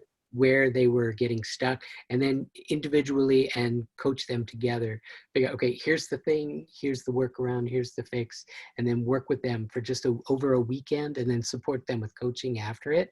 So it's an in-home experiential, like deep dive. And again, if you think about it, like, there's couples with, kids, mortgages, been married a long time, they're literally sitting there risking, losing half of everything they have, right? Half of everything they built up. Mhm. There might be a need for a resource like that, to have someone come in and just say, all right, look, we're going to give ourselves this gift. We're going to try to figure this out, and get in there and see if we can work it out. Because most of those 5 things, any one of those 5 things that we've talked about today, any one of them is enough to totally blow up a relationship if you're not aware of Completely. it. Yeah. And a lot of times it's a combination of 2, 3, 4, 5, even 5 of them. So by having this insight and being in there and sort of Mhm. watching them in action, noticing, how they talk to one another, what's the underlying issue, what's the presenting issue. Like a lot of times the presenting issue, he did this or she did that, really has nothing to do with the real issue, right? It's several Mhm. steps below that, like a more foundational thing. So it just gives us an opportunity to go in there, and even if it doesn't ultimately work, and I believe anyone, 2 people want it to work, they can most of the time figure out how to Yes, make it work. absolutely. Totally believe that if both of them are on the same page. But that being said, I think sometimes there are certainly situations where people, like I said earlier, people meet at the 18 years old and they think they're going to be, never changing. And then one day they wake up at, 50 years old and they're like, I don't even know who this person is. I wasn't given a single thought to who this person would be, you know, 20 or 30 years later. And then sometimes people just do grow apart, and maybe for their own ultimate highest and best good, maybe they do want to, find a new partner. That's a long time to be with Mhm. someone. But again, if you at least, part and with appreciation, and, Mhm. Yeah. rather than just animosity and hatred, right? Because that's Yeah. toxic. You don't want to, Yeah. if you take the bricks of that uh, relationship that ended really badly, and you take bitterness and resentment and you go try to build a new relationship with someone else, that's probably not a good place to be either. So again, our pledge is, see where you are, see what we can do, and always leave people better than we found them. But we're willing to take that time out of our lives, because again, it's what we do, it's what we love. Mhm. Love and peace and understanding, we want to create more of that in the world. So you know we think it's worth offering that for people who might want to avail themselves of it Mhm. before they just, feel like there's no other answer and they just get a divorce, and then one day they wake up and realize maybe that they didn't have to. Yeah. In our community, you know, Ellen and I, we see in the spiritual world, there's a lot of women doing the work, and a lot of them are single, and a lot, you know, and so they would probably flock to a lot of these law of attraction, manifest the man type of stuff. And I myself believe that you also need to do the grounded work, which is like this type of, you know, just really nitty gritty things that we just like, we have to understand hormones, we have to understand masculine, and we have to understand female hormones even, right? And evolution of how we wanted safety more, and men want freedom more, and they want to die for their country more than they want a relationship, because that's how they're valued, that's how they achieve significance. But there's also this thing about this world of online dating, and, you know, people just being, it's so easy to find a new partner, like whatever the illusion of partners, right? Because, you know, you can literally swipe left and right and have 10 dates in a week. Right. Where would you say, is it wise to actually, you know, like you've been dating for a while and then suddenly you come up some of these hurdles? Where would you say, should people really say, you know, this is not going to work together? Or would you say, at least find out this and this, if you really love each other, there's always a way? I mean, what are your experiences there? Because you know, it's sometimes such a minefield, like a landmine, you know, it's like to navigate. And minefield? Minefields, what is the word? I don't think that's true. It's tricky. It's Can be. complex because If there's you an believe illusion it's there, minefield. because there's an illusion of like, you know, I can just, you know, there's somebody better out there. Not people are always looking for somebody else instead of Right. looking at themselves, at like, how are they creating this? How are they bringing out these type of characteristics in the people that they think they love or that they want to build a relationship with? So what would you say is common sense? Like if two people meet and they are together for a while, they get triggered, and then what would you say would be the right next steps in order to find out what actually are we really compatible or not? Let me take a half step back. When you're talking about like online dating, here's one of the beautiful things about online dating is that it opens up the field of possibility to all these people that otherwise, you know, many years ago you might not have otherwise met. I think that's great. The downside of that is sometimes it sort of makes people seem like a commodity, you know, like, you know, swipe, swipe, swipe, swipe, and that's about the amount of effort that you put into it. Again, my personal belief is you go meet people, and you ask the question, what do I really love about this person? What do I appreciate? What do I acknowledge? What do I notice? What do I respect about them? And again, even if they're not your forever lover that you're going to spend the rest of your life with, you can still leave them better than you found them by honoring them for who they are and appreciating the opportunity to cross paths and getting to know them. Most people, because online dating has commoditized it in such a way, they're out there like, what's wrong with this one? What's wrong with this one? No, I don't know. I don't like his look. I don't like goatees, or I don't like blue eyes, or I don't like brown eyes. I don't like green, whatever. You know, just make up these little biases or prejudices, right? And so they don't really connect. They don't ask the question, what's great about this person? I think if you're going to date, that's a great way to get started. What I look for, what you appreciate, what's great. And that doesn't mean you're supposed to settle with them. I don't think that at all. And again, the other thing I say is, I did this exercise with a group coaching that I was doing. I said, you know, I asked people how many they dated, and how many versus how many they got into like a long-term relationship that I defined as like, let's say 6 months or longer, or lived with or married them.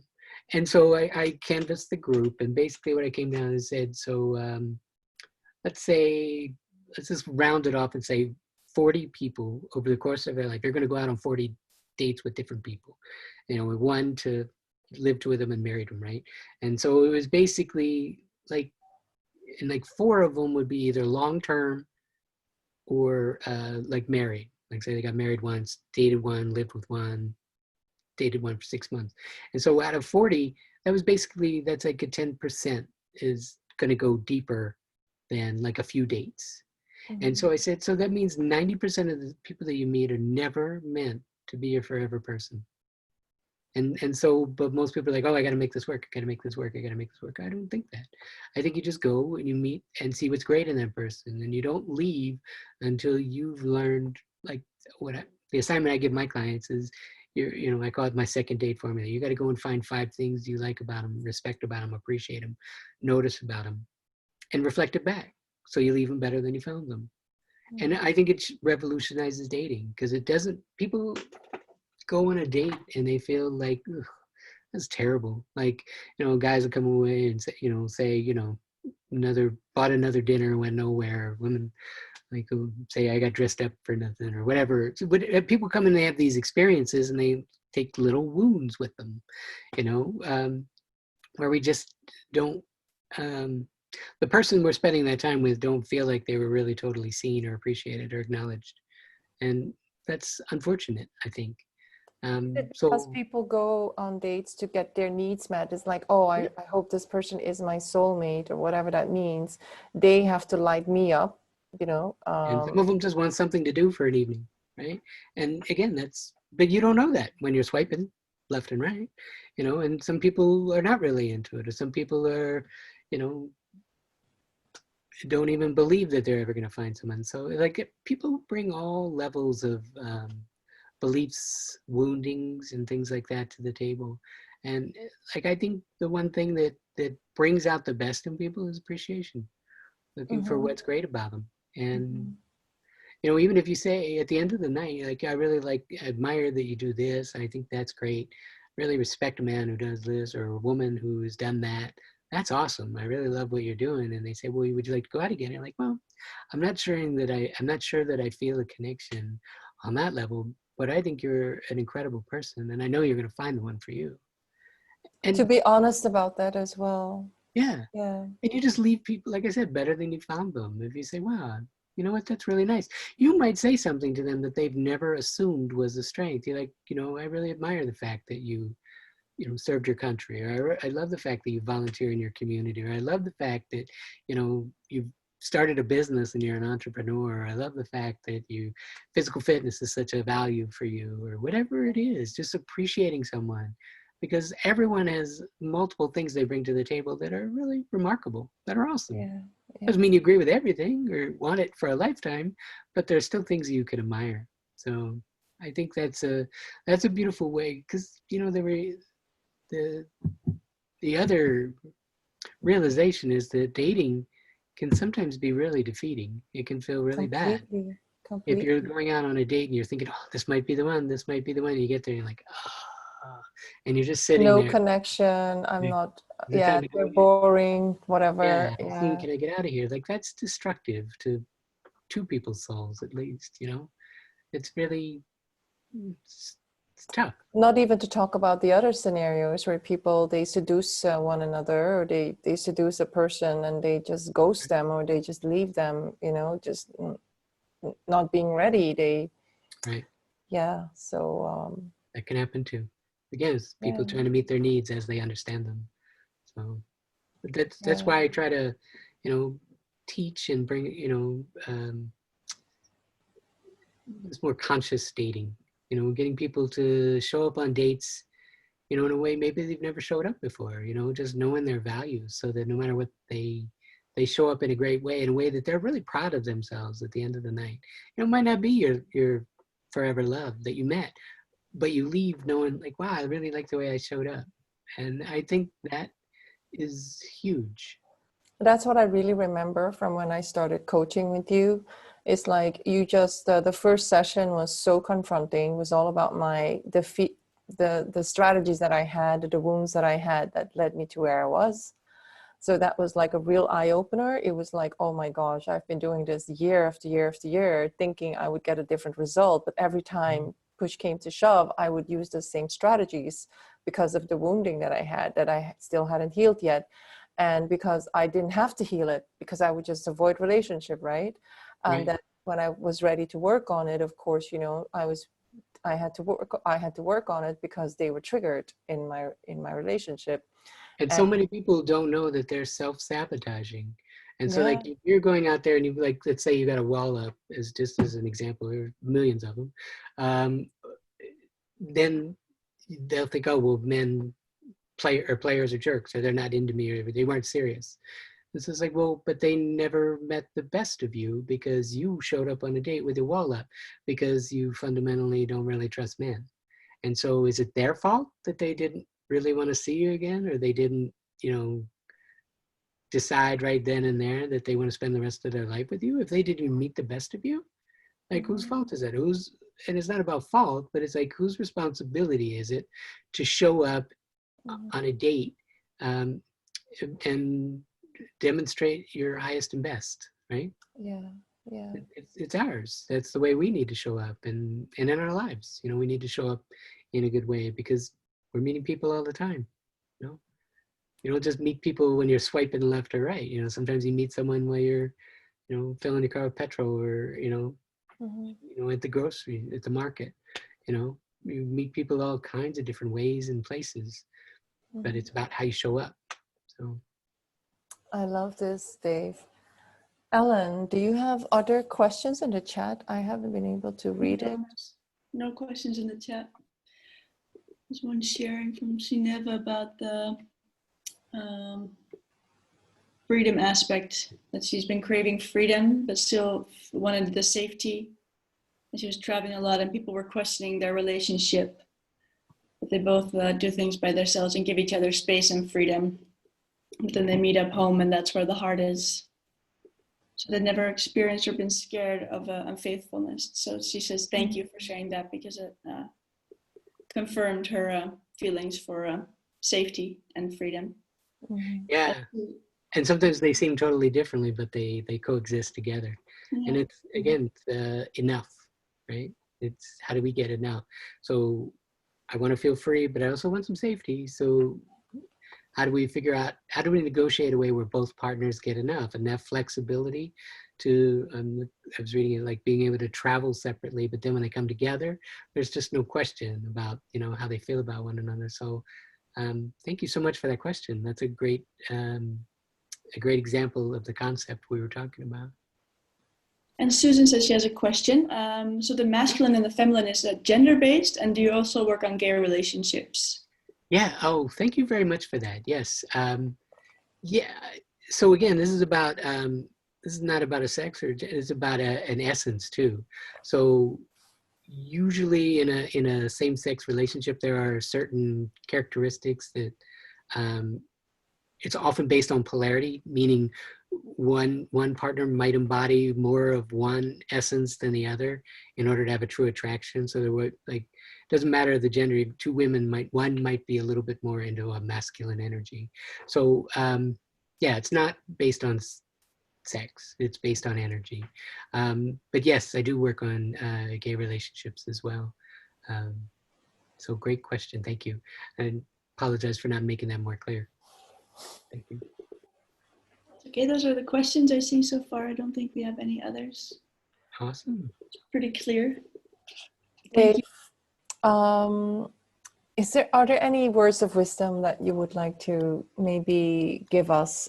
Because I think there's quite a few married people, long-time married people as well, and there are some singles. And so yeah, and are there things that you would like to say to us, maybe some words of wisdom? Yeah, I think, so a couple of things. One, I can't stress enough how important it is to do your own internal work, to know your value, know and show your value, what you're bringing to the table. That's very confronting for some people, to think about it that way. And I think when you start to do some of this work, like the 5 things we talked about, like they're game changers in terms of when you stop looking at someone who's misbehaving and you look at people who give people the benefit of the doubt and understand that. I know it, because I Yeah. everything that you spoke about, I would come from my wound and interpret it as it's personal. It's they don't love me.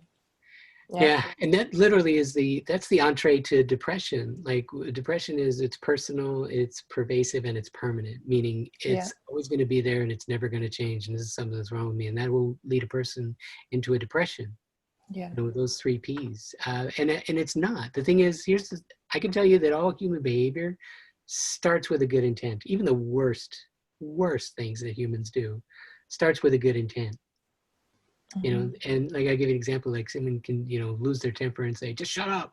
Like the good intent that it started with was peace. They wanted peace, or they wanted something.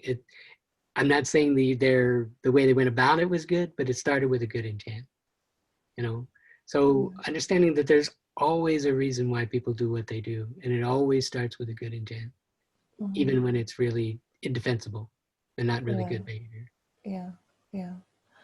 Natalie, I know Natalie is one of my friends, one of my muses. She runs a huge community called She Dares with a lot of beautiful women, coaches and entrepreneurs and business owners. Natalie, you've been listening. I know you also host your own women's circles. You host huge events just for women. You've been listening here, listening to us. Are there any questions you might have? Because I know you do this a lot more with more inner women directed. This is more about, you know, so just wondering whether you have questions coming from your connection with so many women from different walks of life. We can't hear you. Oh, what's going on? It is you are unmuted. We are not hearing you. Hear me now? Yes. Okay, so I've got to put myself speaker. Okay, I'm just outside with the cat, by the way. Here's my view in Amsterdam. Nice. Hi, Natalie. Hi, thank you for a wonderful session.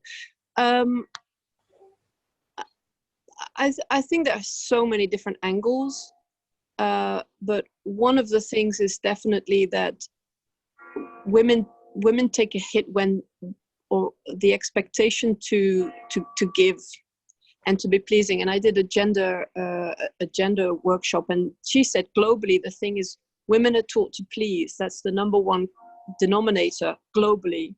And what you describe is that we empty ourselves and then we blame the other one for being empty. Right. And that one we have to correct ourselves. And the thing is, there's such conflicting values. You have to be this, that, and the other. And we need to take the time to figure it out for ourselves. But there's too many things being thrown at everybody. So unless it becomes a real priority for you, you're not going to fix that problem. Yeah, or so much pain, because it's about no problem. Yeah, absolutely. Getting leverage on yourself and having a big enough reason why you've got to change it.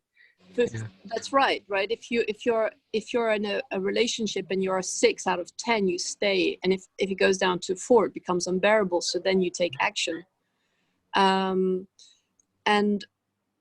what I really enjoy with this conversation is that you look at it from all the different angles, and the throwaway aspect of the online dating is very painful.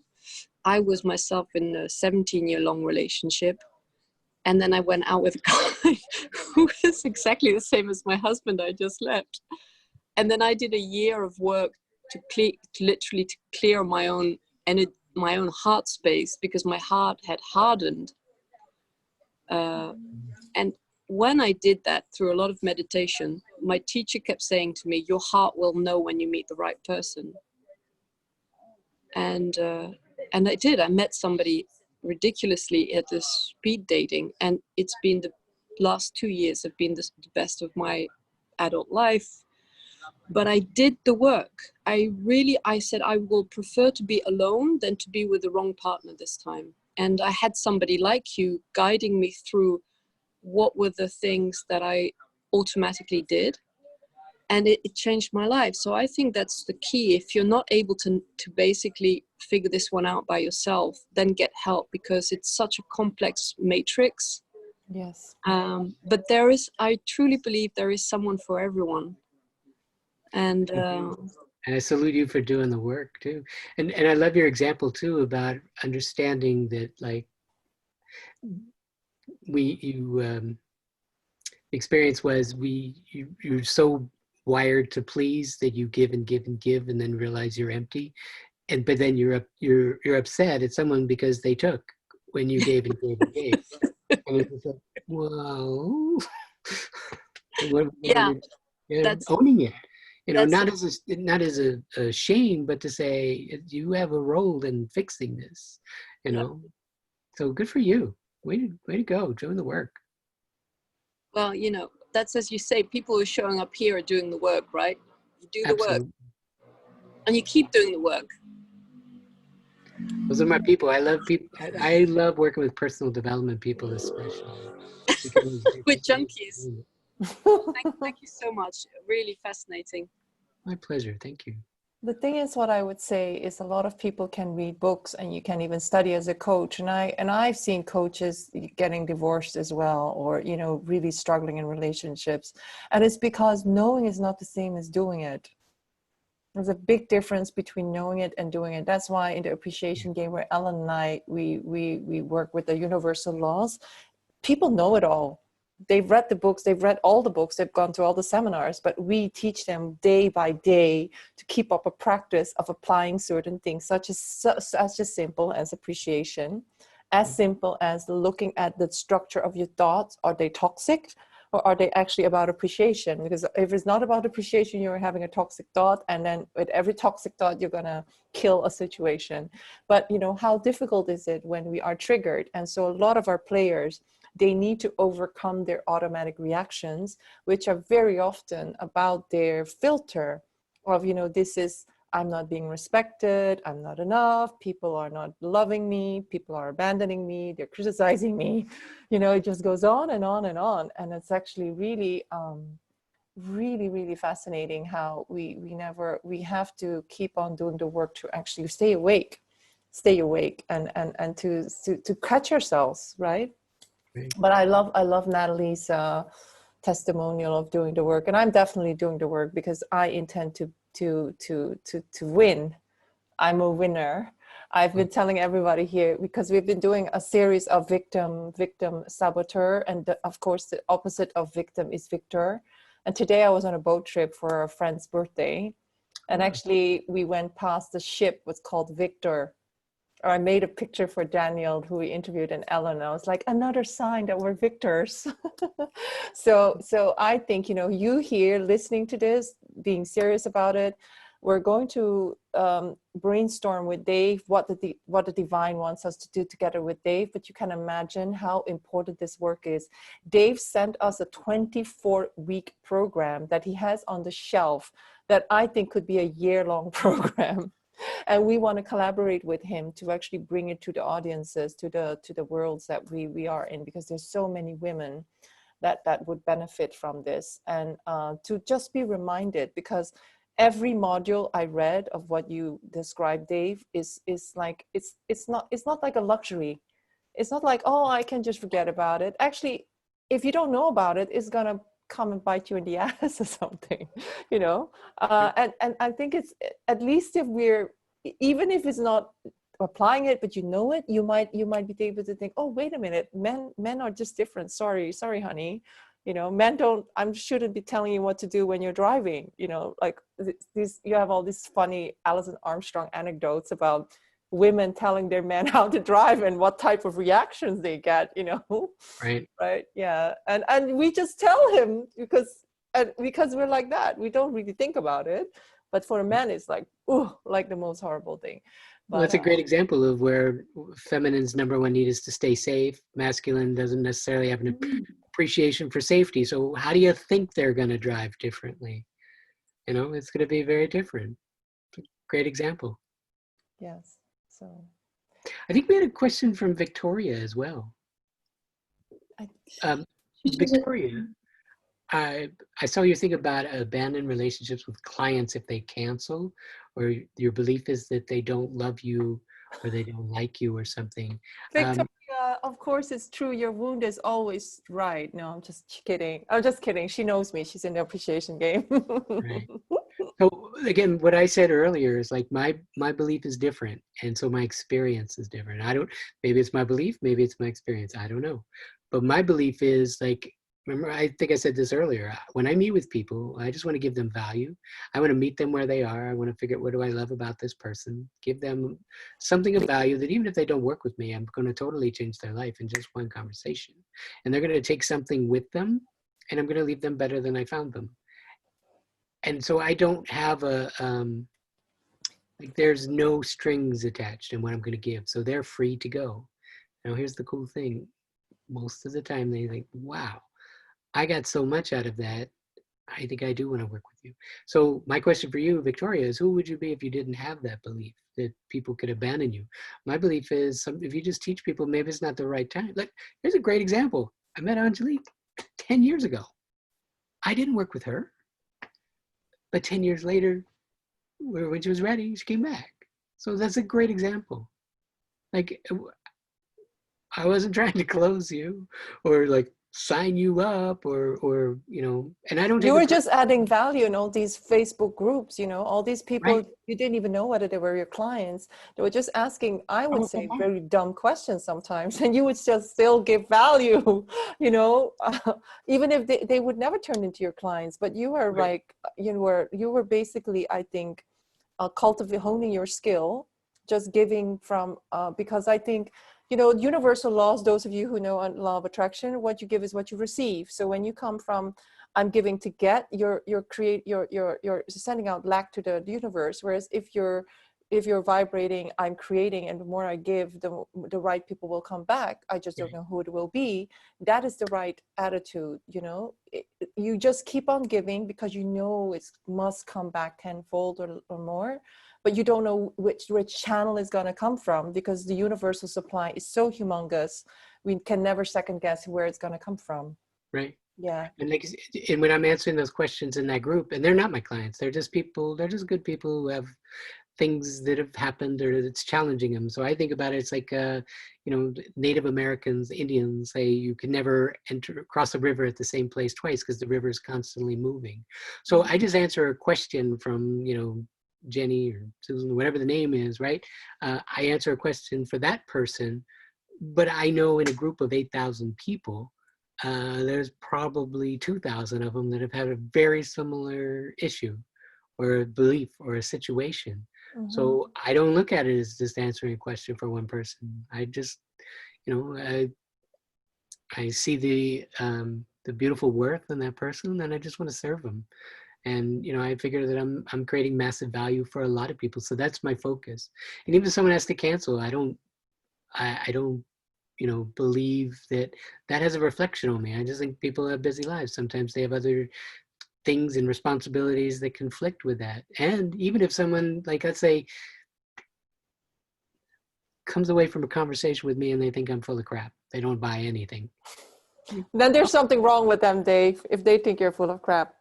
I literally don't resist it. I just say, oh, maybe it's not the right time. Maybe I'm not the right coach. That's okay.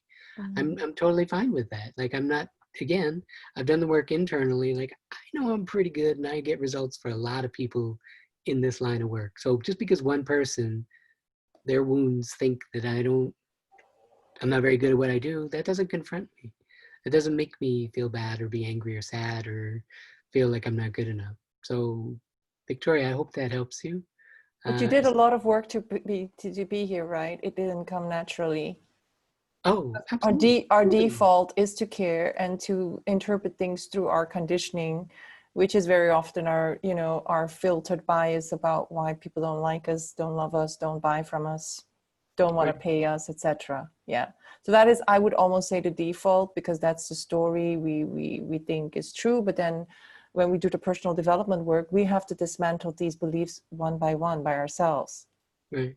Yeah. And the beautiful thing about you, Victoria, I don't even know you yet, but what I know because you asked the question is, like, you just have a big heart. You care so much about what people think, and you just want to serve at such a deep level.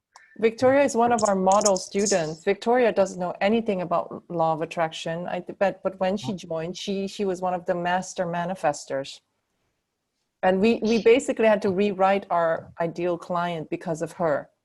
We thought our ideal clients were people who had done work for hundreds of years. Victoria is like a newbie, didn't know anything about law of attraction, Wow. but because of her discipline, started manifesting, became very psychic, started knowing, basically she started getting what we call downloads. She trusted it and she started manifesting all these other things.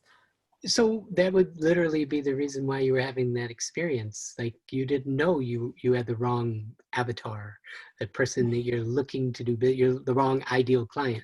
Yeah, So yeah, Ellen and I. experienced it is to get really clear on your ideal client, who you're supposed to be serving, so that you're not wasting time trying to convince someone of your value when it's readily apparent, when you know exactly who your ideal client is. So good for you. Like she's inspired the whole group. That's fantastic. That's why you're getting that, that, what's the word? You're getting the resistance, because you're trying to convince the wrong people. Working with you needs no convincing. No one needs to have their arm twisted. It just takes. Absolutely, Victoria. There was, hi, hello everyone. Thank you for this call, and Dave, you are spot on actually. My my aim used to be to save the world, and when client would come to me, I would be like, oh my God, I don't care what it takes. I need to learn how to help them. I'm in health and well-being. So I would want to be everyone, a physio, an osteopath, a surgeon, and I realized it's impossible. And I'll get really upset to the point that if I couldn't help a client, I would feel depressed. And I realized I had to refer clients because I can't do everything. And yes, I used to think if client cancels, even rebooks, or just, I would take so personally. I would be feeling like like they left me, and it's like I've been left by myself in this huge entire world, just me, poor me, this kind of thoughts. But it's changing. And what you said, you are the second person who's telling me this, that I was attracting such a wrong kind of clients, and they would not get me because I wanted to give so much, but they wanted so little. Right. And then I was feeling like, they were just falling. Since I started to do lots of work, they just start falling apart. And then new people would start to come in, people who I really enjoy working with. And I just feel finally, after so many years, that I can actually give so much that I have and I can give. And it feels really fulfilling. It's not like I give 1%, I can give 10 times more, 100 times more. And people really actually enjoy it and they benefit from it, and it comes back to me in a sense of such a fulfillment. So yes, you are absolutely spot on with this. So thank you so much, Dave. It's beautiful. Thank you, Ellen and Angelique and everyone who's here. Thank you. Thank you, Victoria. Susan, you wrote down a question. Can you explain what your question is? I think there's something about believing that there is somebody out there for you. Okay, I'll unmute myself. That's easier. Oh, it's just hi. It's just that I was so touched by all of this, but especially also in the end when you said there's a partner for everybody, because I've been wanting a partner for 20 years maybe, and I always say I want it, but I don't really act on it, and I'm very happy to be. I'm very happy by myself, but I would love to meet my soulmate, and but deep down I have this belief that there's nobody there for me. So I was just thinking, where do I start working on that with what you offer? So my first thought, I don't know if we have time for this right now. I would love to invite you to do a call and we could just chat about that. Mm-hmm. There's somewhere in there somewhere along the line, you've got that belief that there might not be someone for me. And I don't know where that belief came from, but when we can isolate that, and we'll start to figure out, because that belief dictates your actions. It's actions, belief, potential, results. So if you have a belief that what's the use? There's no one out there for me anyway. You're going to take a limited action, and you're going to take a limited, the belief action. You're going to get the results, and you're going to get delayed, and you won't get there because your fundamental belief is, what's the use? It's not going to happen anyway.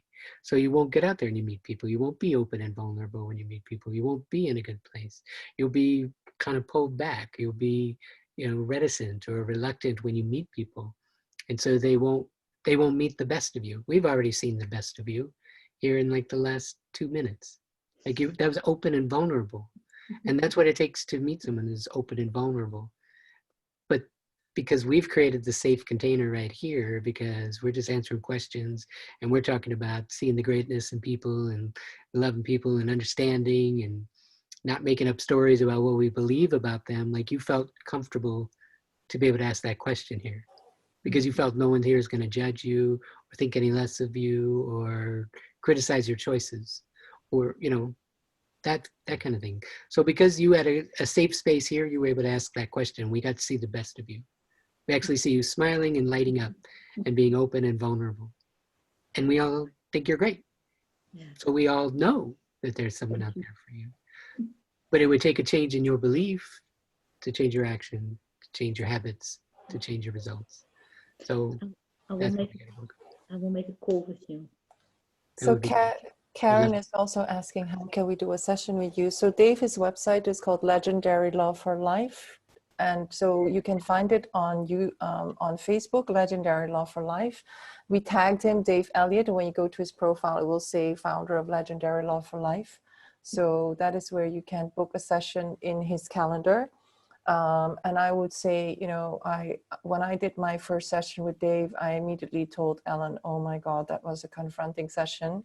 And the problem is, even if you know, I beat you up that much. no, it was like, just like my history, like, it's like looking back and thinking, geez, man, why did it take me so long to work on this? But there was just, this is the thing, a lot of us sit, I think a lot of people, especially people doing the spiritual work, we just sort of have this love affair with the divine, and we get our needs met in such a specific, unconditional way through the spiritual communities that actually risking the pain again of online dating or whatever dating is like, it's not a pretty sight. And that's why Ellen and I feel really called to actually collaborate with you and to create something where we as a group can learn together. But definitely I would also say do the individual work with Dave as well. You will benefit greatly, and Ellen, I know that. Yeah, I invite anyone here to like send me a friend request or reach out by email or whatever way feels right. Y'all are my people. I said I love working with people that are doing personal development. So my gift to you, I'm happy to, have a conversation and kind of get to know you a little bit better so that I can give you even better quality answers. Because, I can throw out an idea having just met you, or I can get to know you a little bit better and give you a laser focused, spot on answer. So Yeah. I'm happy to do that if it serves you. If you're interested, I'd love it. Yes. You're such a love, Dave. Thank you. So Well, amazing. we'll get back to you about your 24-week program. I just had a download. It should be like 48 weeks because every week that you give us the content, there will be a big Q&A the next week. There needs to be some kind of integration because you just cannot like overload us with amazing content and be like, oh, so much content, but also where do I go with the questions, Well, that's possible too. I mean, Yeah. I think you probably could get a feel for just our conversation tonight. I really love this. I love when I'm doing it and sharing it, and I just appreciate it. So I have no problem with doing 48 weeks of talking with amazing people that they attract them. And I think it should be for couples as well, because there's a lot of people that Sure. here are, because I think there are beautiful men, husbands and wives and partners, that want to do this work together. And I think just the focus on singles, it's nice, but it's like, I think we can also learn from couples a lot, actually, a lot. Yeah. So, but yeah, we'll talk about that later. Ellen, what did you learn tonight? What did I learn tonight? I'm about to fall asleep. What did I learn? A lot, but I can't answer that question. Sorry, I'm very tired. No, it's It was amazing. past the bedtime for Ellen. So So I learned a lot, Dave. I mean, because you gave us the 5 things, but just talking to you and really going through them, I had so many insights, and sometimes I had pain in my heart listening to you because it was so confronting. It was so like in my face. But definitely, you know, once we know this, we can work with it and we can like make changes. We don't have to stay unconscious and, you know, not knowing what we're doing all the time. So we are going to have more interviews with Dave. You know, we always get downloads how we have to work with our guests. So thank you, everybody. Feel free to contact Dave. You know, I really highly recommend a package with him, but we're going to create this amazing, beautiful group coaching program with him. So that will be our highest excitement, but definitely working individually with him, I would really recommend it as well. Yeah. And Okay. I'm happy just to connect, even if you just want to connect. Like I said, Yeah, just I have love a good conversation. personal development people. They're my people. Yes, yes. Thank you so much, Dave, for giving us so much of your time. I Okay. will upload the video on YouTube and see how you can spread it around. And See if we can get that beautiful welcome in there and edit that together, because it was really awesome. Thank you. I I don't know how to edit it, but I have recorded it, so I'll see how I can do it. You send that to me. I'll see if I can assemble them together. Amazing, amazing. So thank you, everybody. Beautiful people. Lots of love. Keep on believing. There's so much love out there. So many people looking for you. And, you know, and Dr. Joe always says it already happened, because all potentials, all timelines exist now.